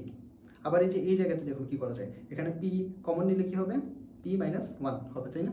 আচ্ছা দেখুন পরবর্তীতে আমরা এই কাজটি করেছি। আর এখানে আমরা এই যে জিনিসটা এইভাবে কেন লিখলাম বলুন তো, আমরা যে 1 plus P 1 plus P 1 minus P এইভাবে না লিখে এটাকে আমরা একটু চেঞ্জ করে লিখছি। কি চেঞ্জ করছি বলুন তো, এই যে ওখানে 1 প্লাস পি 1 মাইনাস পি, এখন 1 মাইনাস পিটাকে আমি কিভাবে লিখতে পারি, এই যে এটাকে আমি যদি এখানে আবার দেখাই আপনাদেরকে, 1 plus p to 1 plus p এর মতোই থাকলো। 1 মাইনাস পিটাকে আমি পি মাইনাস 1 দিয়ে দেবো, কারণ পি মাইনাস 1 দিব, কারণ এই দেখুন উপর পি মাইনাস 1 রয়েছে, কমন নেওয়া যাবে, কমন নেওয়ার জন্য আমরা করতেছি। তো যদি আমরা এটাকে পি মাইনাস 1 দিই, দেখুন তো চিহ্ন এটা কি মাইনাস, কিন্তু এখানে প্লাস হয়ে গেছে, তাই না? এই জন্য সামনে একটা মাইনাস হয়ে গেল। আবার দেখুন মাইনাসে মাইনাসে প্লাস, এই যে দেখুন 1 এর সামনে কি আছে, প্লাস আছে, তো হইলো। এই জন্য এই কাজটা আমরা এখানে করেছি, এটা ওকে। এই জন্য এইভাবে আমরা জিনিসটাকে লিখেছি। দেখুন 1 প্লাস পি, আমরা 1 প্লাস পি বা এটাকে আমরা ইচ্ছে করলে পি প্লাস 1ও লিখতে পারি, একই কথা, তাই না? কারণ যোগ যেহেতু, তারপরে এই কাজটা আমরা করেছি। আর এখানে কি করছি, এখানে যে কমন, যেটা কমন নেওয়া হয়েছে, তারপরে এখন কি করলাম, এই যে দেখুন এখানে পি মাইনাস 1 কমন নেওয়া যায়, তাই না? দেখুন পি মাইনাস 1 এখানে আমরা কমন নিব, এই যে পি মাইনাস 1 এখানে কমন নিচ্ছি, এখানে কমন নিলে কি থাকতেছে, এই যে 1 আর পি 1 আর পি প্লাস 1 থাকতেছে, আর এইদিকে কি থাকতেছে, পি মাইনাস 1 এখান থেকেও কমন যাচ্ছে, কমন গেলে এখানে পি মাইনাস 1 এর জায়গায় এখানে শুধু পি থাকতেছে, আর এখানে পি মাইনাস 1 যা তো কমনই গেল, তাহলে 1 থাকতেছে, এই যে হয়ে গেল, তাই না? হওয়ার পরে এখন দেখুন কি করি, এই যে গুণ, এই যে এখানেও গুণ, তাই না? গুণ করা হচ্ছে, পড়া নেই, দেখুন গুণ করা হচ্ছে, এই যে গুণ করা হলো 1, আর এখানে হচ্ছে এটা দেখুন যে মাইনাসে মাইনাসে, এই যে মাইনাসে মাইনাসে প্লাস হয়ে যাচ্ছে, ইন্টু পি প্লাস 1 হয়ে গেল, তাই না? এরপর আমরা কি করবো, এই যে এখানে গুণ করে দেবো, দেখুন পরবর্তীতে আমরা গুণ করে দিই, এই যে গুণ করে দিলাম, তাই না? পি স্কোয়ার প্লাস 1, এই যে পি স্কোয়ার প্লাস পি, তাই না? গুণ করলাম, গুণ করার পর এখন কি হলো, আচ্ছা এরপর আমরা কি করে দেখেন, এই যে A minus B whole square, আর এখানে কি আছে, A plus B plus B square, তাই না? এখন এটাকে দেখুন কি লেখা যায়, এখানে আমরা এই যে দেখুন এখানে এই যে পার্টটাকে আমরা কি করেছি, এই যে এটা এখানে একটা আছে, আবার এখানেও একটা আছে, তাই না? এখানে একটা আছে, এখানে একটা আছে, মানে কি এটা স্কোয়ার হয়ে গেল, এই যে এখানে এই জন্য স্কোয়ার দেওয়া হয়েছে, আর এটা যেটা আছে সেটা এখানে লেখা হয়েছে, আর এই দুইটা মিলে কি হয়েছে, স্কোয়ার হয়েছে। এখন তাহলে কি, এটা এত হোল স্কোয়ার ইন্টু এত, মানে কি এটা মানে হলো p cube minus 1 whole square. কারণ কি আমরা জানি যে এ মাইনাস বি হোল কি বলে, এ কিউব মাইনাস বি কিউব, এ কিউব মাইনাস বি কিউবের সূত্র কি বলুন তো, এ কিউব, আমরা এ কিউব মাইনাস বি কিউবের সূত্র হলো a minus b into a square plus a b plus B square. এখানে কিন্তু সেই কাজটাই করা হয়েছে, দেখুন এই যে পি কিউব মাইনাস 1 কেন লিখছি আমরা, কারণ এ কিউব মাইনাস বি কিউব সমান এ minus b into a square plus a b plus B square. আর এটা পুরোটা যেহেতু ডাবল করে আছে, এটাও স্কোয়ার এটাও স্কোয়ার, এর জন্য পুরোটার উপর ডাবল স্কোয়ার করা হয়েছে, স্কোয়ার করা হলে কি হচ্ছে, এটার উপরে স্কোয়ার হয়ে গেছে। তাহলে এখন দেখুন এটা ডান পক্ষের সমান হয়েছে, মানে প্রমাণিত হয়ে গেছে। আপনারা ভালো করে অঙ্কটা ট্রাই করবেন বাসায়, কারণ এটা কিন্তু একটা বড় অঙ্ক, এবং বড় অঙ্ক হিসেবে কিন্তু এটা একটা ইম্পর্টেন্ট অঙ্ক। ওকে, নেক্সট ক্রেমারের নিয়মের সমাধান। এটি হয়তো আমাদের শেষের দিকের একটা অঙ্ক, কিন্তু শেষ অঙ্ক হলেও এটা কিন্তু অনেক ইম্পর্টেন্ট অঙ্ক। এটা কিন্তু বোঝাই যাচ্ছে যে ক্রেমারের নিয়মের কিন্তু একটা সমাধান থাকবে, এই জন্য আপনাদের এটা আমি 30টা দিয়ে দেখিয়ে দিয়েছি জিনিসটা। ওকে, দেখুন এই যে এখানে আমরা কি করবো বলুন তো, আমরা এখানে প্রথমে ওই যে এক্স ইকুয়াল হলো D X by D, Y equal হলো ডিওয়াই বাই ওয়াই, আর জেড ইকুয়াল হলো ডি জেড বাই জেড, না কি বলে ডি, তাই না? তাহলে এখন আমরা এই সূত্র অনুসারে আমরা প্রথমে এই সূত্রটা মনে রাখবো। সূত্র মনে রাখার পরে এখন আমাদের কি লাগবে, ডিএক্স লাগবে, ডি লাগবে, ডিওয়াই লাগবে, আর ডিজেড লাগবে, তাই না? ডিএক্স মানে কি, ডিএক্স যখন লিখবো তখন হচ্ছে এক্স এর পার্টটা বাদ যাবে এবং বাকিগুলো নিয়ে কাজ হবে। যখন ডিওয়াই লিখবো তখন ওয়াই এর পার্ট বাদ যাবে আর বাকিগুলো নিয়ে কাজ হবে। জেডের সময় কি করবো, জেডটা বাদ যাবে, বাকিগুলো নিয়ে কাজ হবে। আর যখন ডি লিখবো তখন কি হবে, এই কনস্ট্যান্ট বাদ যাবে এবং বাকিগুলো যে নেওয়া হবে। আপনারা খুব ভালো মতোই জানেন। তো দেখুন আমরা কি করতেছি, এই যে এখানে বলা হচ্ছে যে যখন আমরা ডি নিচ্ছি তখন আমরা কি করতেছি, কনস্ট্যান্টগুলো সব বাদ দিয়ে বাকি কি আছে 2 3 1, তারপরে এখানে এই যে দেখুন 2 3 1 -1 2 3, দেখুন -1 2 3, এখানে কি হচ্ছে, এখানে 3, জেডের এখানে সহগ কত বলুন তো, এখানে কিন্তু জেডের সহগ হলো 0, কারণ 0 ইন্টু জেড মানে কি 0, তার মানে এখানে জেডের সহগ কিন্তু 0, এই জন্য 0, তারপরে 1। ওকে, লেখা হলো, এটা ডি লেখা হলো। এরপরে কি হচ্ছে, এখানে আমরা এখানে ভ্যালু বের করতেছি। আমরা এই যে বরাবর এখানে এটা যখন নিচ্ছি তখন আমরা এটা বাদ দিচ্ছি, বাদ দিয়ে এখানে ভ্যালুগুলো লিখলাম। তারপরে আবার এই যে যখন আমরা এটা নিলাম -1, আর এখানে কি আছে, এটা যেহেতু 2 নম্বর, এখানে সামনে মাইনাস চিহ্ন একটা আসবে, তাই না? আপনারা জানেন যে চিহ্ন অনুসারে তো মাইনাসে মাইনাসে প্লাস হয়ে গেলো, হয়ে তারপরে আসলো, এইভাবে আমরা বিস্তৃতি বললাম। বিস্তৃতিটা আপনাদেরকে আর আগের মতো করে বলতেছি না, বিকজ বিস্তৃতি আপনারা অলরেডি পারেন। তো হলো হয়ে এটা আমরা ভ্যালু বের করলাম, এটা আমাদের ভ্যালু বের করে শেষ। এখন আমরা কি করবো, ডিএক্স এর ভ্যালুটা বের করবো। তো ডিএক্স এর ভ্যালু করার সময় কি করবো, এই যে এক্স এর পার্টটাকে এটা বাদ যাবে, বাদ যায় বাকিগুলো লেখা হবে, তাই না? বাকিগুলো লেখা হচ্ছে, দেখুন -1 2 3 -1 2 3 লেখা হচ্ছে। এই যে 853 -3টা কোথায় থেকে আসছে, এই যে কনস্ট্যান্টটা সেটা লেখা হলো। তারপরে যে এখানে কত হচ্ছে -3 0 1, এই যে লেখা হচ্ছে। এখান থেকে ডিএক্স এর ভ্যালুটা বের করলাম, এই দেখুন ডিএক্স এর ভ্যালু বের হচ্ছে আস্তে আস্তে, তাই না? এই যে ডিএক্স এর ভ্যালু আমরা বিস্তৃতি করলাম, বিস্তৃতি করে ক্যালকুলেশন করলাম, ক্যালকুলেশন করে দেখুন আসলো। এরপরে ডিওয়াই যখন করবো তখন কি হচ্ছে, ডিওয়াই যখন করবো তখন যে ডিওয়াই এর পার্টটুকু বাদ যাবে, তাই না? এই যে ডিওয়াই এর পার্ট বাদ, তখন আচ্ছা আমরা সেভাবে করলাম। এই যে তখন এই যে 2 3 1 এটা থাকলো, আর -3 এই যে এই পার্টটা থাকলো, আর হচ্ছে এই যে এই পার্টটা থাকলো। দেখুন এই যে এখানে ক্যালকুলেশন হচ্ছে, ক্যালকুলেশন কমপ্লিট হচ্ছে।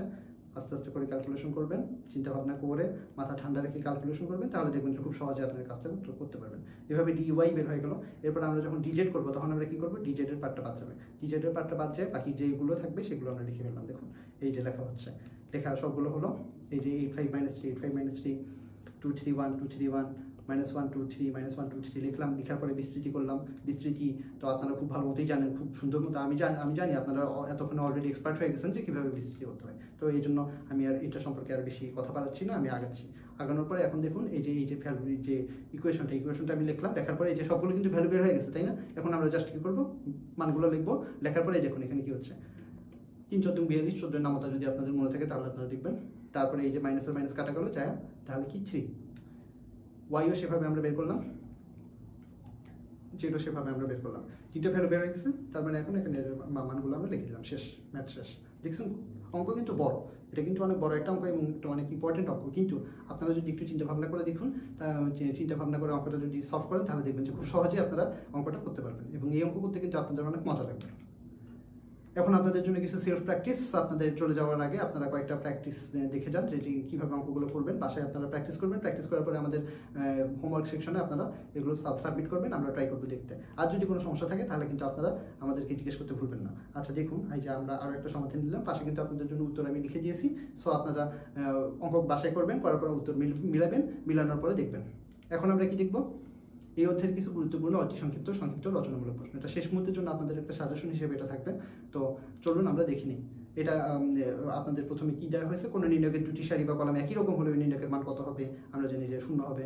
তারপরে সহগুণক এবং অনুরাশির মধ্যে পার্থক্য, আমরা জানি যে একটাতে কি আছে, চিহ্ন সহ নেই, আর একটাতে চিহ্ন থাকে না। অনুরাশি এবং সহগুণক কাকে বলে আপনারা সংখ্যাটা খুব ভালো মতোই জানেন। তৃতীয় পর্যায়ক্রমে নির্ণয়কের উপাদান কয়টি বলুন তো?